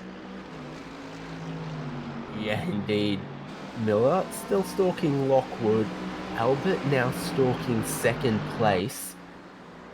We're devoid of some of the great mid-pack battles we had last time around, but there is nothing that beats the tension of a battle for the win, and that's what we've got going on here. And one of the GTLM Ferraris trying to work its way through here as well, carrying a little bit of damage. I can't quite pick out who that is, but it's Graham Quinn. It's going to be giving a little bit of food for thought to John Miller. Graham Quinn, yes, so problems for him means that he is actually fighting for overall position with the 2 GTDs in front of him. So if he's clever, he'll stay out of this or make an early pit stop or whatever is necessary. Yes, indeed. Well, on the last lap, he was actually slower than these guys. So they gotta be careful. It's that straight line, and and, well, not really straight line, more the long corners that the GTLMs have the advantage in. But unfortunately, Quinn not able to make much use of that at the moment. He is carrying quite a bit of damage on that Ferrari. Oh, have a Another look at battle. this. Yeah, in GTLM. So Enzo Johansson, I think, is caught up to Jason Withrow now and got, let's say, GTD Ferrari in front of the GTLM Ferrari, and you really can't visually tell them apart much at all. The biggest difference that we've got in this category is just the car numbers. So, of course, it will stay all the way to the left-hand side, get out of it early, let these GTLM battle through. Withrow stays ahead of Johansson for the moment. Johansson in the BMW. Looks like a good exit out of Southern Loop, I think. There's a little bit of the grass there. He's got a fight on his hands. Graham Quinn does indeed come into the pit lane for his stop to avoid getting tangled up in the lead battle for the GTDs. Clever move, Graham. Yeah, I'd say that's sensible. You know, he's managed to stake himself out with that heavy damage. He's done the time, and now he can get some of that damage fixed. We'll see what he can do from here. It's up on the jacks, and that means new tyres. I was speculating earlier about, was it a tyre stop for Gabriel Pereira? Well, Graham Quinn, a little bit further down the order in GTLM, he's decided a nice fresh set of boots for the remaining 25 minutes would do him well. Track temperature's now down at 35 degrees Celsius, not the 41 or so that we had earlier, but still, you know, quite hot. Nice new set of tyres will not hurt your lap times whatsoever. No, definitely not. And on the subject of Pereira, I don't know why I didn't mention this before, but I did see him up on the jacks in his pit base, so I guess he must have taken a tyre stop too. So this fight continuing for the top 5 in GTLM. I love watching cars go through these opening corners. Have a look at how much braking is undergone here. Fantastic run from Enzo Johansson. You can tell he's very confident in the abilities of his BMW. Withrow's actually lifting off through Stoner. So that's a conceded change of position. Withrow deciding the bigger picture is more important. That's interesting and not something we've seen a whole lot of earlier in this race. So Johansson goes up into 5th place. Withrow goes down into 6th. And the lead of GTD, it just keeps threatening to change. It hasn't yet. Will it this time? Lockwood, for the first time in a while, feels the need to defend. Deep around the outside goes John Miller. And that would give him the inside for Siberia. I think he's done it. What a pass, man! That was fantastic. You don't often see cars completing moves round the outside of Honda at this track. So, bravo, Mr. Miller. That was fantastic. Good job to Mr. Lockwood as well for keeping it clean there. We're going to have another look at that. So through Stoner they go, and you can see the slipstream already starting, and Lockwood going defensive, but goodness me, maintaining that momentum was Miller, and he managed to get the power down super nice as well on that rubber. Great move. And then we saw that the exit of Siberia, Lockwood also had a little moment, so maybe his tyres are getting away from him as well. If you're going to take tyres at your pit stop, you're going to want to do it now rather than take it later and have less time to take advantage of the new tyres and put in quick laps. So I don't think either of these guys are planning on tyres, otherwise they'd be with the other drivers we've already seen have come into the lane. So if he's struggling on those tyres, Lockwood is going to have to find a way to get the temperatures down or just drive around the issue. He now has the slipstream of John Miller, but we know that missing some of the straight line speed is Brian Lockwood, so he's going to need to stay in that slipstream to stay with. If he drops a second backwards, it might be all over for him. Yeah, that's true. Well, we'll have to keep our eyes peeled for that. Marcus Deck coming out of the pits in GTLM. He's had a rough night, to say the least. And just coming through here is Bo Albert making inroads on Jonathan Brohl. Roller 25.4 on the last lap. Albert, another 25.0. He's the fastest car on track once again. For comparison, Harris's time last lap, a 25.064. So only a few hundredths separating our third and first place runners in terms of lap time. This is going to be a good battle for the lead, I reckon. Yeah, I really can't see a way that Albert can close that gap, but he's showing that what he lacked in qualifying, he probably seems to have in race pace.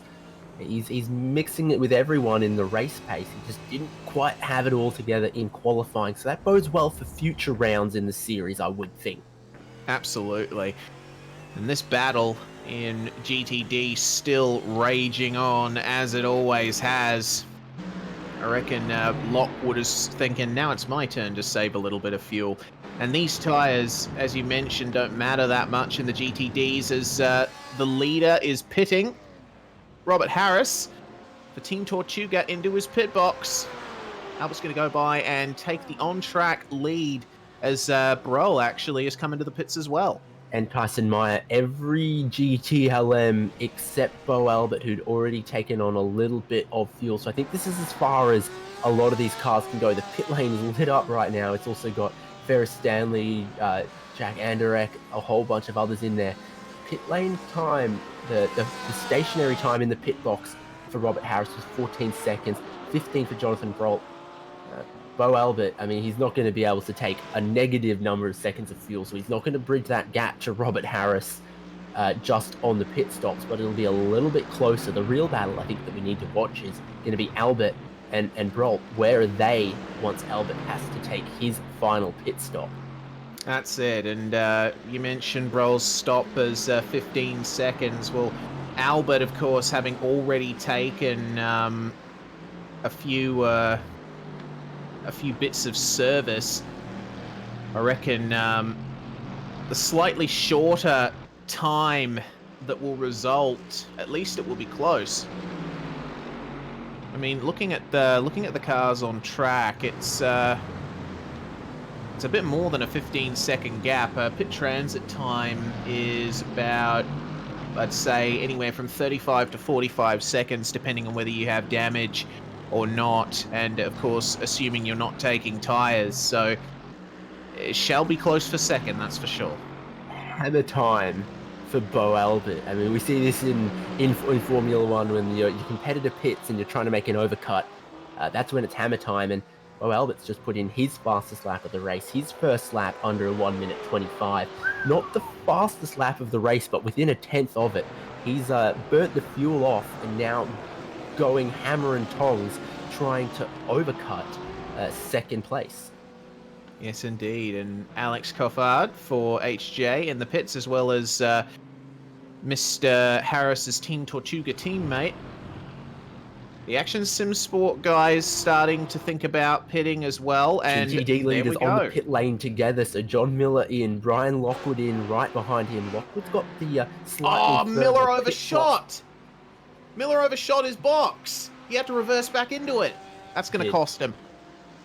By the tiniest of margins, though, he got reverse gear really quickly. It might have cost him a second or two. It hasn't cost him 5 seconds. We expect Miller to take slightly less fuel if he can, but he's not. 17 seconds stationary for Lockwood. Miller still stationary in the lane. Is this tyres? Is this a speeding penalty? I can't see if he's up on the jacks from that angle. He's not. But he's having a much longer pit stop. Maybe 15 seconds longer. Maybe speeding in pit lane longer for John Miller. Came into the pits from the lead. He's going to leave in second place, having spent a little bit longer held in that box than his competitor. Man, that's disappointing. That's robbed us of a great battle for the lead in GTD, but nonetheless, I guess that is racing. That's the nature of the beast. Sometimes you make a slight mistake, and that's all she wrote. As I said that for the third time. I should really stop saying that. Bo Albert, meanwhile, out on track through Siberia, still putting the hammer down, as we've said. Coming up on some GTD traffic at the moment. That's Hayden Gober just up ahead of him. And is he going to do his usual thing around the outside? Don't go over the white line. Slightly off into the dirt, the dust that's gathered off the racing line too. Albert is pushing the limits. And we'd only had, I think, maybe 2 green flag laps of racing before Albert came into the pit lane at the back of the second safety car. So really, I can't see a way he can go much further than 3 or so laps longer than the other GTLM cars. I reckon expect him in rather soon. I'd love to see a replay of John Miller's entry to the pit lane from on board or something. I mean, him and Lockwood were close together on the racetrack, close together in the pit lane. How much has Miller oversped? It'd have to be by the tiniest of margins to pick up that penalty. But, you know, a little bit over is a little bit over, isn't it? Yeah, certainly is. We're taking a look at a replay from Miller's perspective. This is the replay of how the pit stop went down for the GTD leaders. So let's monitor what speed Miller was going at when he entered the pit lane. It's a fast entry, but it tightens up. Oh, wheels on the grass. Oh yeah, that's way too fast an entry. That would have gotten him a penalty for sure. Yeah, no doubt. I mean, if the lane limit is 50 or so, it totally looked like he was 80 when he crossed that marker. He's just in way too hot to give it all up. Well, there's going to be a good angle. We've gotten on the blower with the cameraman, and he's just come in too hot. Yeah, that's it. Cursing that mistake. It's cost him dearly. Albert's in the lane now, though. Like I said, maybe only 2 or 3 laps longer is what he could do. So where is Jonathan Brault going to be compared to him? Robert L. Harris, this man on your screen, he's going to take the lead of the race back again with almost certainty. So from pole position, he might finally have the opportunity to convert it to a race win. Albert overshot his box too, David. Sorry. There must be a lot of dust down in that pit lane and on the pit entry. Everyone having trouble with it. So here is Brault, though. Albert's away. It's going to be close, isn't it? Yeah, certainly is. Of course, Albert right there taking the bike pit exit as mandated by the administrators. But that is the gap. And we still got a battle on, that's for sure. With the pace that Albert had earlier, if he can match it in this second stint, I mean, look at the gap he's got to close. It's basically nothing. That's half a second or so. That's it. Within absolute drafting range, Albert can see second place. The leader is 14 seconds further up the road. I'm not sure he's going to close that in 15 minutes. It would be a Herculean task, and we just haven't seen the pace for that yet. But second place, this is going to be a good battle. It's going to be one between 2 of everyone's favorite land yacht. Absolutely.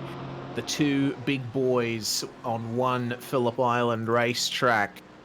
Can't think of a better combination.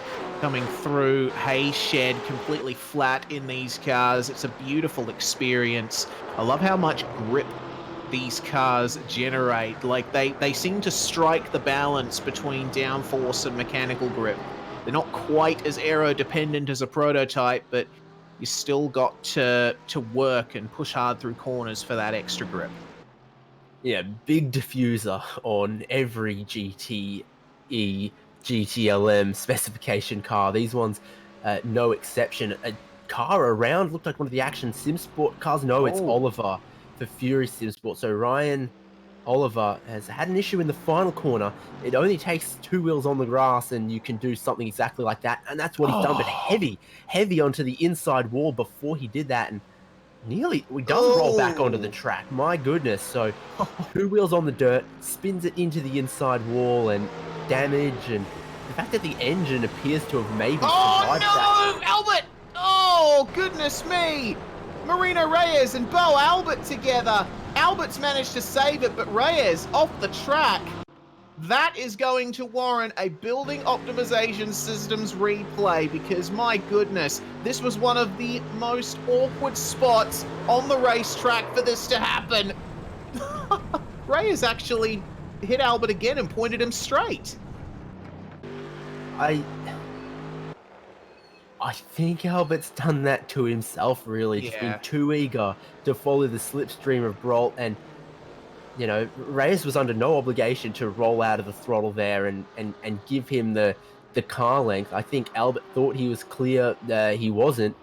And unlike a lot of road cars these days, these things don't really have a blind spot detection system to tell you when you're clear. Pereira very, very slow. And then a slow Ferrari, which has to be Fawcett. So everyone having some troubles out there right now. It's all kicking off in the last 15 minutes. Replays aplenty is what we're going to need to make sense of this race. Absolutely. So this is the view from Fawcett. He's got Marcus Deck behind him. I wonder if that's got anything to do with it coming through the southern loop. Well, Deck manages to get by cleanly on the inside, but Fawcett, looks like, did he actually start sliding on exit? I mean, Pereira did make rear-end contact, but I don't know if it was entirely his fault. Let's have a look at the onboard. So Fawcett on the outside going slow. Oh, yeah, Fawcett, he tapped the brakes a little bit. I think he might have already lost grip. Yeah, Fawcett started to have a bit of a slide there, and then he's had to slow it up, and that's really not on Pereira, although it does look really sus that Pereira's made contact with the rear quarter of the Ferrari. It's really a case of the other car was just a little bit slow on the racing line, more than Pereira expected. We saw the brake lights from the Ferrari in a place where you wouldn't normally expect them. Now we're seeing the flashing headlights. I don't think Fawcett's happy with that at all. You can see how he'd feel aggrieved that, you know, he was on the racing line and it's his right to race his speed on the racing line. I'm sure Pereira didn't mean to do it, though. Just the car in front has slowed down more than he expected. I can, of course, see why Andrew Fawcett is a little frustrated with that, but I really can't blame Pereira for that. Yeah, me either. That's fair enough. Speaking of the other incident we just saw, it's going to be a post-race review for the incident between Bo Albert and Marina Reyes. Apparently causing a collision is the reason given by race control. For whom the blame will lie remains to be seen, but I do think your assessment of the situation was fair enough, David. Albert probably should have stayed to the right. That's one of those ones where, from a spectator's position, from a fan position, you really want it to be no further action. I mean, it's cost Bo Albert a little bit of time in the battle that he was fighting for second place. Marina Reyes is still third and comfortable in his class. No major damage to either cars. Just a bit of a misjudgment. If anything, maybe that apply a time penalty to Bo Albert or something. There's no way that was Reyes' fault really at all. Nah. But I hope it's no further action for the sake of racing. Yeah, well, in terms of racing, I don't think we're going to get much. In Southern Loop again. Big moment there.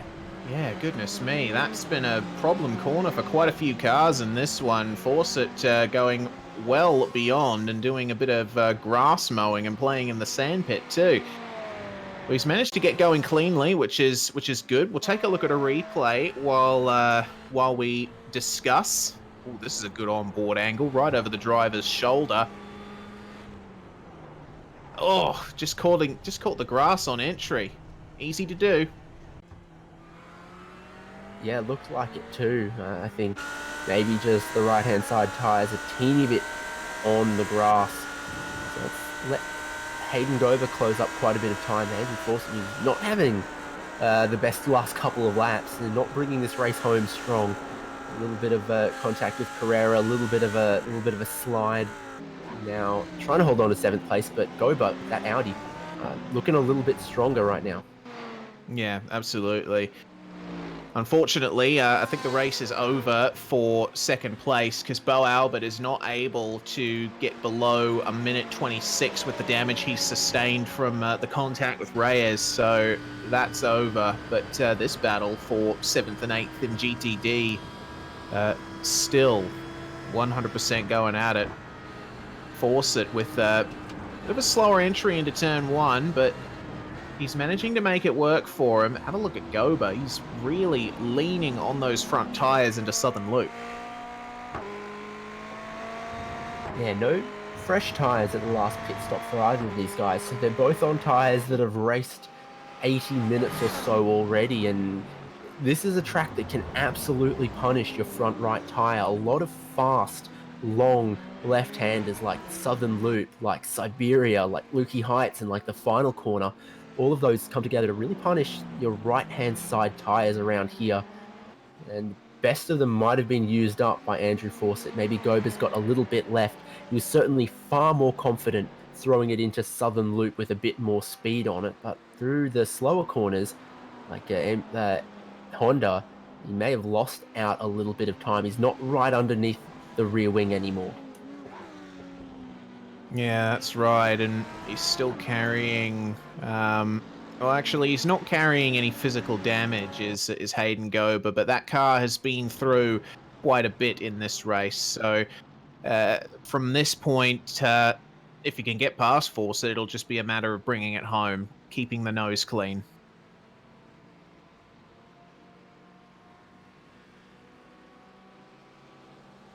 Now, I've got to wonder, is there some damage on that car of Bo Albert after the problems we saw earlier? He's gone and done a 26.2 and then a 26.8.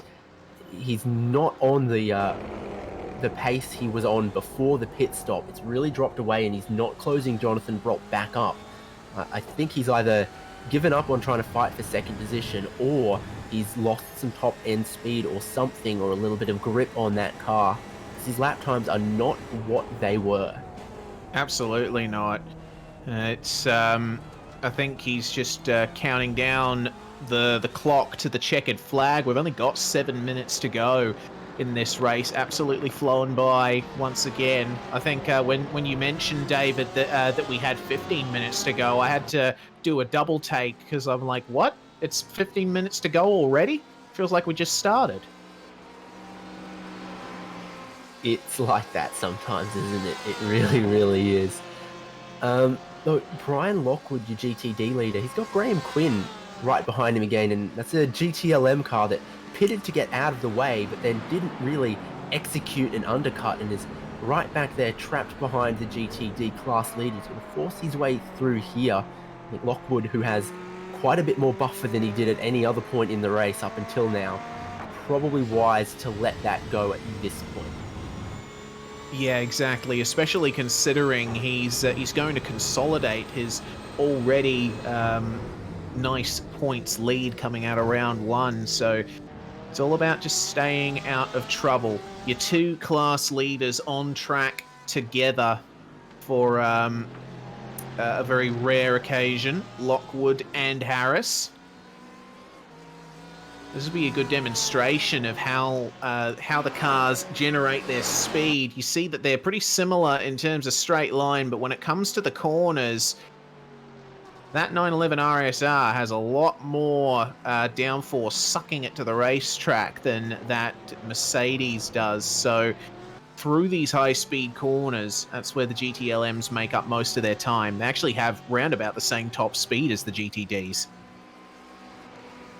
Indeed. So Robert Harris doing the polite thing and not forcing his way through, because the gap he's got, he doesn't need to take those risks. Battle for 7th in GTD continues. Hayden Gober still there and thereabouts. Maybe Fawcett has settled it down a little bit, got some of the confidence back, because he did have a scruffy couple of laps, and he'll say not all of that was his fault, but he did have a scruffy couple. Absolutely, and I think this was a bit of a shock to the system after Road America for these guys, because we remember how clean and nice to watch that race was, and Phillip Island has taken this field and looked it in the eyes and said, "Hey, come on, you gotta make sure that you get things together around this place." But Fawcett and Gober, this is a slow brewer, slow burner, for sure. Indeed, Gober's still just there within the second, but maybe I don't think anyone's ever said that the Audi is the strongest in a straight line. And maybe he's not quite hitting the apexes everywhere, and that just keeps him within the slipstream, but hasn't let him take another shot at 7th place. And it's the closest battle we've really got in GTD at the moment after John Miller's pit lane speeding penalty cost him a shot at the lead and gave Brian Lockwood a little bit of a get out of jail free card with all that damage he had been nursing. Yeah, exactly right. And that's the kind of racing that you'll be getting in this series. Just long enough that that sort of stuff really matters. Well, the gap between Fawcett and Goba hasn't changed all that much. They've got Bo Albert coming up on the back of them here. And in these last few minutes of the race, I think it's just a case of the drivers have settled into a rhythm. They don't want to get in each other's way too much. They just want to race to the end. Yeah, losing a little bit more time again is Goba. So Robert Harris, lead of the field. He's got 10 seconds over Jonathan Brault, and Brault now has 7 seconds over Bo Albert, who doing another 26.8, far cry from his fastest lap at 24.9. Speed has really dropped off, and I think the BMW might just be a little bit more susceptible to picking up those aero tweaks that cost straight line speed or Robert a little bit of downforce compared to some of the other cars that maybe get away with it a little bit more. Exactly right. Harris has not gotten past Lockwood yet, which I find interesting. He's just sat behind him for the last lap. Or actually, did they trade places again? Because I swear I remember this exact situation happening. Lockwood lifting on the straight to let Harris by a lap or two ago. There must have been some kind of issue. Anyway, 2 laps to go in this one, and 2 minutes to go as well. So it's a nice, easy ride for our class leaders. Yeah, both of them pulled out a little bit of a gap over second place in their own class. So Harris and Lockwood both on their way to grabbing a win. And Tyson Meyer, who won in GTLM in round 1, is just holding on to 4th place. He's actually been closing the gap to Albert pretty quickly, but the gap stood at just a little bit too much for Meyer to close that down. His last lap at 25.5 compared to Albert's 27 dead, so 1.5 seconds on that lap. Even that drastic change isn't enough. Goba, though, is within striking range of taking a position and shaking up the GTD order. Yes, indeed. This may be his final chance to stake his claim for a top 7 in class. It's been a difficult one for Team Huge Ass and for Action Sim Sport in this one. They have not had the cleanest one. Goba, you can see, pushing very hard in the braking zone. This will be a very interesting final lap to watch from the GTD perspective. But that is our GTLM leader, Robert Harris. He was... his victory seemed assured at Road America if you looked at the qualifying times, but Tyson Meyer snatched victory away from him. But now, I reckon Harris is getting the victory he felt he deserved at Road America. I think he was pretty candid with us after that one, though, that he just didn't have the race setup or the race pace for it. Well, he's been gifted some lucky breaks here, but he has absolutely put in a much stronger effort in the race pace. Nolte has had an issue while fighting with Graham Quinn in the GTLM field, so here's a replay of that one. Well, let's see what happened here in the middle of Siberia. Tracy Nolte, a little bit too much rotation on entry, and the rear of the car just went. It's an easy thing to do at Siberia. It's a fast corner, it's banked, but it just means the margin for error is ever lower. Well, here it is. The final lap complete for Robert Harris, and a well-deserved victory for him. Didn't put a single foot wrong all race. A fantastic drive from the Team Tortuga driver. And Brian Lockwood, an awesome drive to once again take victory in GTD. So Lockwood cements his points lead in GTD. Harris, I think, takes it away from Meyer. We'll have another look at that one later, but Brault is going to take second in GTLM. John Miller is going to take second in GTD, and I think Bo Albert pretty safe for 3rd place in GTLM, and Reno Reyes, a little bit of a no man's land race for him. grabs third place in GTD, and only a little bit clear of Ferris Stanley, who is a name we haven't said a whole lot of, coming home in fourth place. Yeah, exactly. It was a good drive there from Stanley. Also a good drive from Tyson Meyer too, getting himself into fourth place, and that will certainly stack him up well versus Mr. Harris. But that was quite the race. Had a fair amount of action, to be sure, but I think a lot of drivers will be happy to see the end of that one. It was difficult. Yeah, from no safety cars in round 1 to 2 in round 2. Maybe we'll see a couple less in rounds future, but here is the finishing order. Your winner in GTLM is Robert Harris. Second, Jonathan Brault. Third place, Bo Albert. Fourth place, Tyson Meyer. Fifth place is Enzo Johansson. Sixth is Jason Withrow. Seventh, Simon Avatal. And eighth place, Marcus Deck. Your GTLM field rounded out by the following: Graham Quinn, Tracy Nolte, Dominic Olivier, Trevor Clement. We're getting well into retirement territory now. William Whalen, Phillip Wyatt, Jason Fleischle did not take the start. Then we move on to our GTD results. Lockwood taking the victory from Miller by 14 seconds. Would have been closer were it not for a pit speeding penalty for Miller. Reyes takes third with Stanley in fourth, and Coffard, Pereira, Fawcett, and Goba completing the top 8. Some good showings despite the dramas that some teams had. Indeed, 9th place, David Browning. 10th, Ryan Oliver. 11th, Andrew Taylor.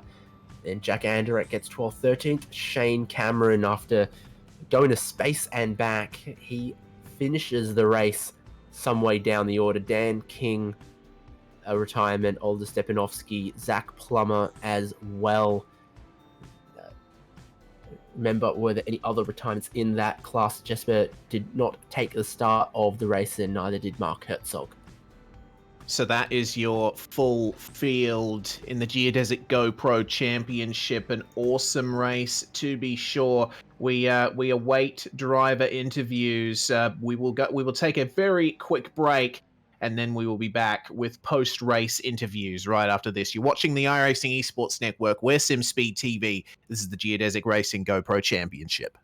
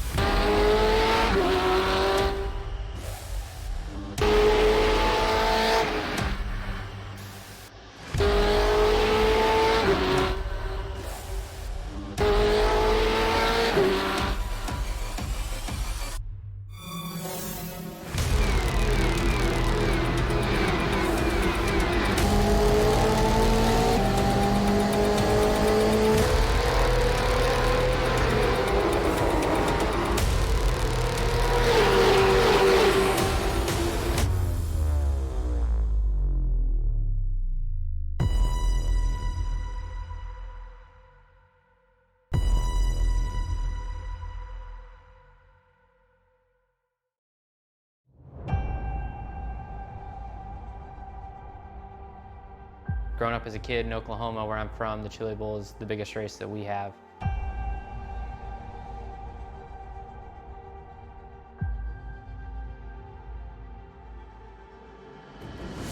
The Chili Bowl has kind of been my favorite race of the year.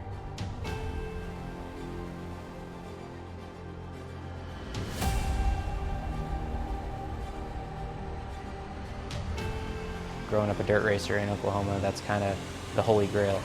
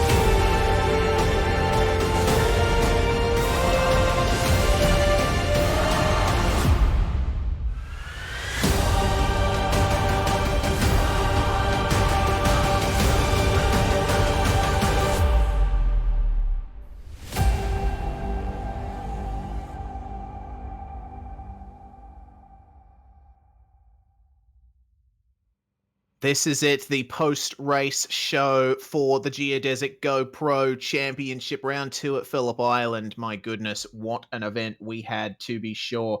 It's a far cry from the first round at Road America in terms of drama, but one guy who rose above it all was our overall winner and GTLM victor, Robert Harris. And Robert, you said that you weren't quite up to scratch at Road America, but things have certainly changed here.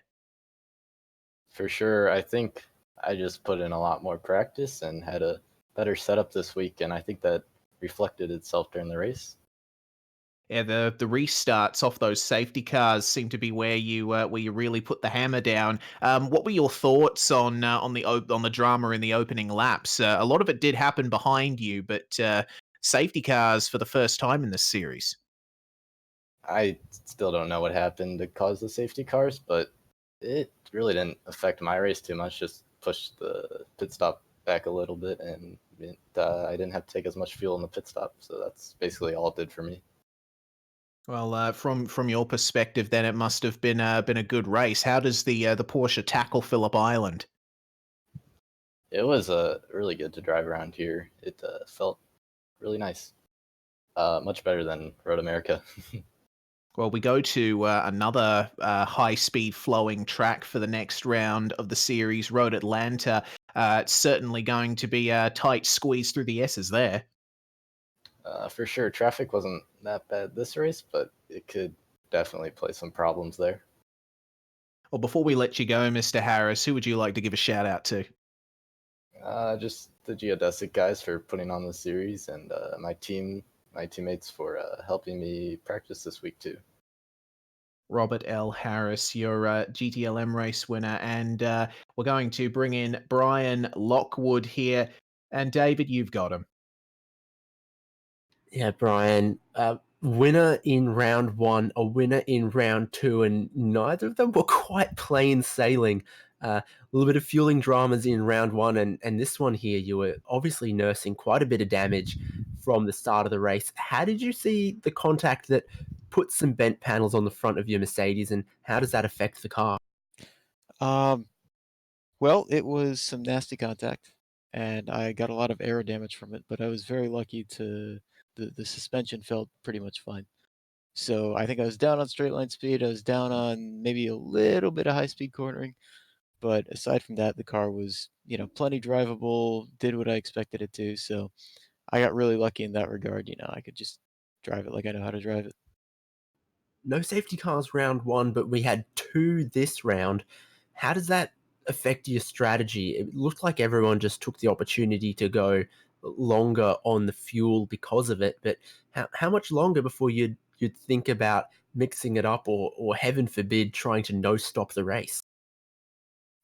Yeah, well, of course, when a safety car comes out, all you're trying to do is save fuel, save tires.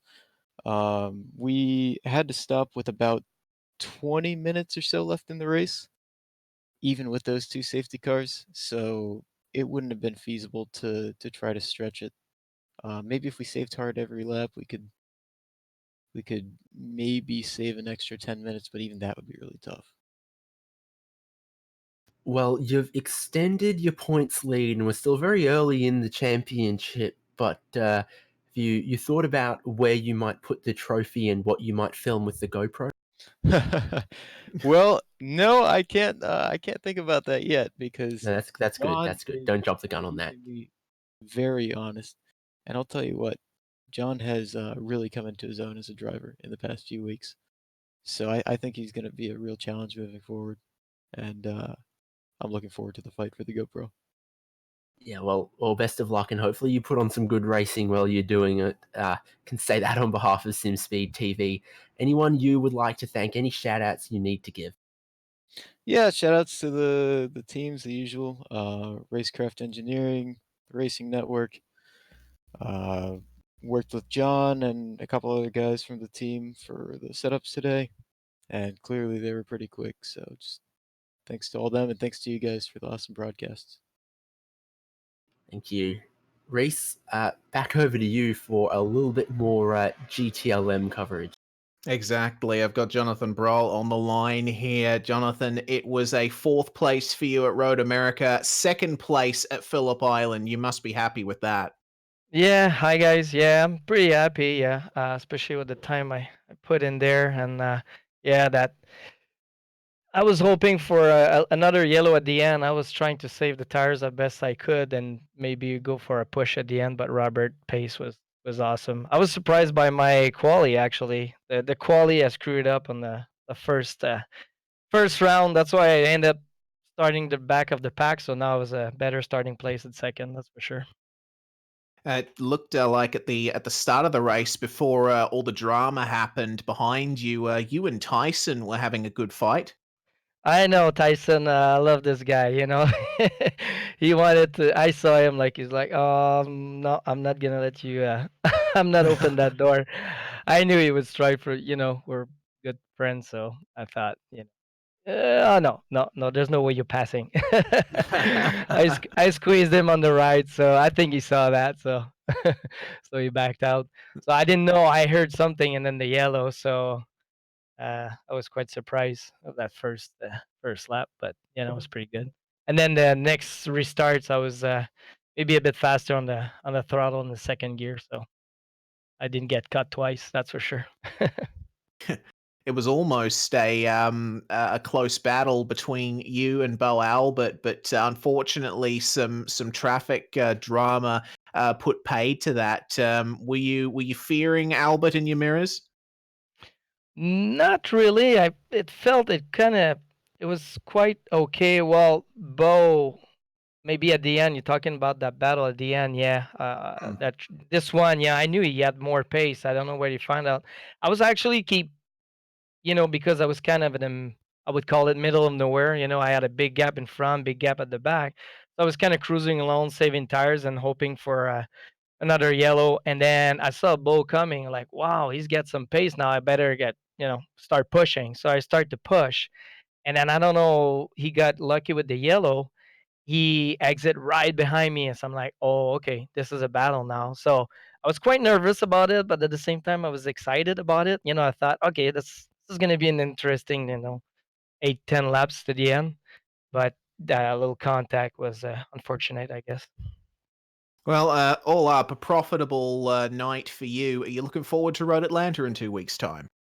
Yeah, yeah, I love this track too. So yeah, I can't wait. And thank you guys for the great show you're putting out there. I'm watching it every time after the race, and thanks for my team to help me with the setup, and obviously GoPro and Alpine Star for the nice support. Excellent stuff. Jonathan Broll there from Geodesic Racing, your second place finisher in GTLM. And now it's back to you, David, one last time for our second place in GTD. Yeah, John Miller bringing it home in second place. A good bag of points that keeps you in the championship. But, I mean, this is not an easy track at Phillip Island. And how difficult is that pit lane entry? Apparently, it was really difficult for me tonight. No, it's a little bit tricky, but I blew it. I was trying to get in there as quickly as possible, obviously, and I just kind of missed my breaking point, and it was close, but I knew it as soon as I crossed. I was like, oh no, I got a penalty. So Brian was right behind me. He was pitting at the same time, and it's just that's really a shame. I think we were going to have a really good fight there till the end. It was a big fight up to that point.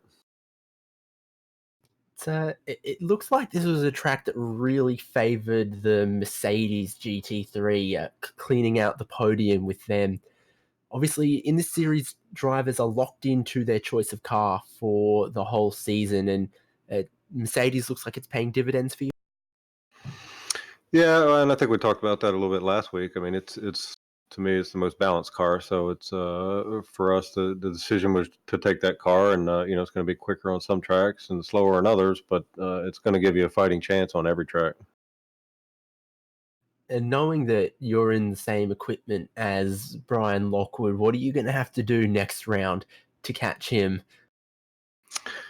Not get a 15-second pit penalty for sure. I mean, I had took me a while, but I finally got past him and was leading for a little bit there. And like I said, I think we were headed for quite the fight down the stretch. So This track, I put in a lot of practice time this week, so I felt like my pace was really good, and it was right on par with Brian. So we had a good battle, and it's a shame we didn't get to see it out to the end. Did put on a great show, and we enjoyed watching it. Gave us plenty to talk about up until that pit stop phase. But shout outs, thanks from you. Anything you need to say while we've got you on the iRacing Esports Network? Just want to thank my team, the Racing Network, Racecraft Engineering as well. Work closely with them. Again, Brian, Kane Halliburton, Marco Numella, those guys spent a lot of time getting the car prepared for this week, and we had a lot of fun. Thanks again to you guys for putting on a good race. And unfortunately, it was a little sloppy out there in the beginning, but we'll pick up the pieces and we'll move on to next week. Good to hear, and we really look forward to seeing you again in 2 weeks' time. Thank you. Reese, what else have we got to do? Well, I was hoping that we could interview our third place runners, but neither of them are here. And I think, understandably, Marino Reyes and Bo Albert, the guys in question, and with the coming together that we saw between them, I think it's understandable that neither of them are here at the moment. So I think that might be time to end it. Thank you so much, everyone, for watching. This was certainly a race that turned up the wick in terms of drama. Big thanks to GoPro for the title sponsorship of this series and for providing the sick prizes that these guys are competing for.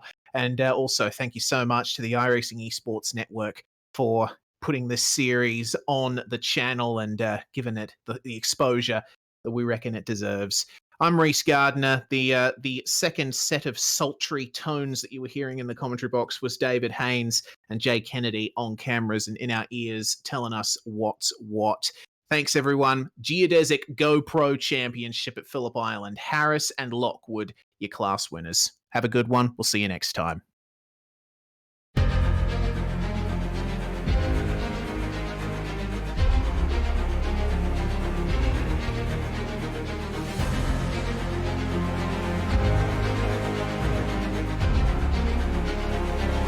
This is fantastic. This is GT racing right now. He's got traction. He's got everything outside of both of them. Maloney. Oh, he's taking Anderson. Anderson's up to him. Oh my God. Oh, big crash. Oh my goodness. Half the field's going to get rolled. Second very close. These guys are want to make their way through the field very quickly. Oh, there we go. Oh no. That's massive. This is it. This is over. I can't believe this. Oh my God. God, what?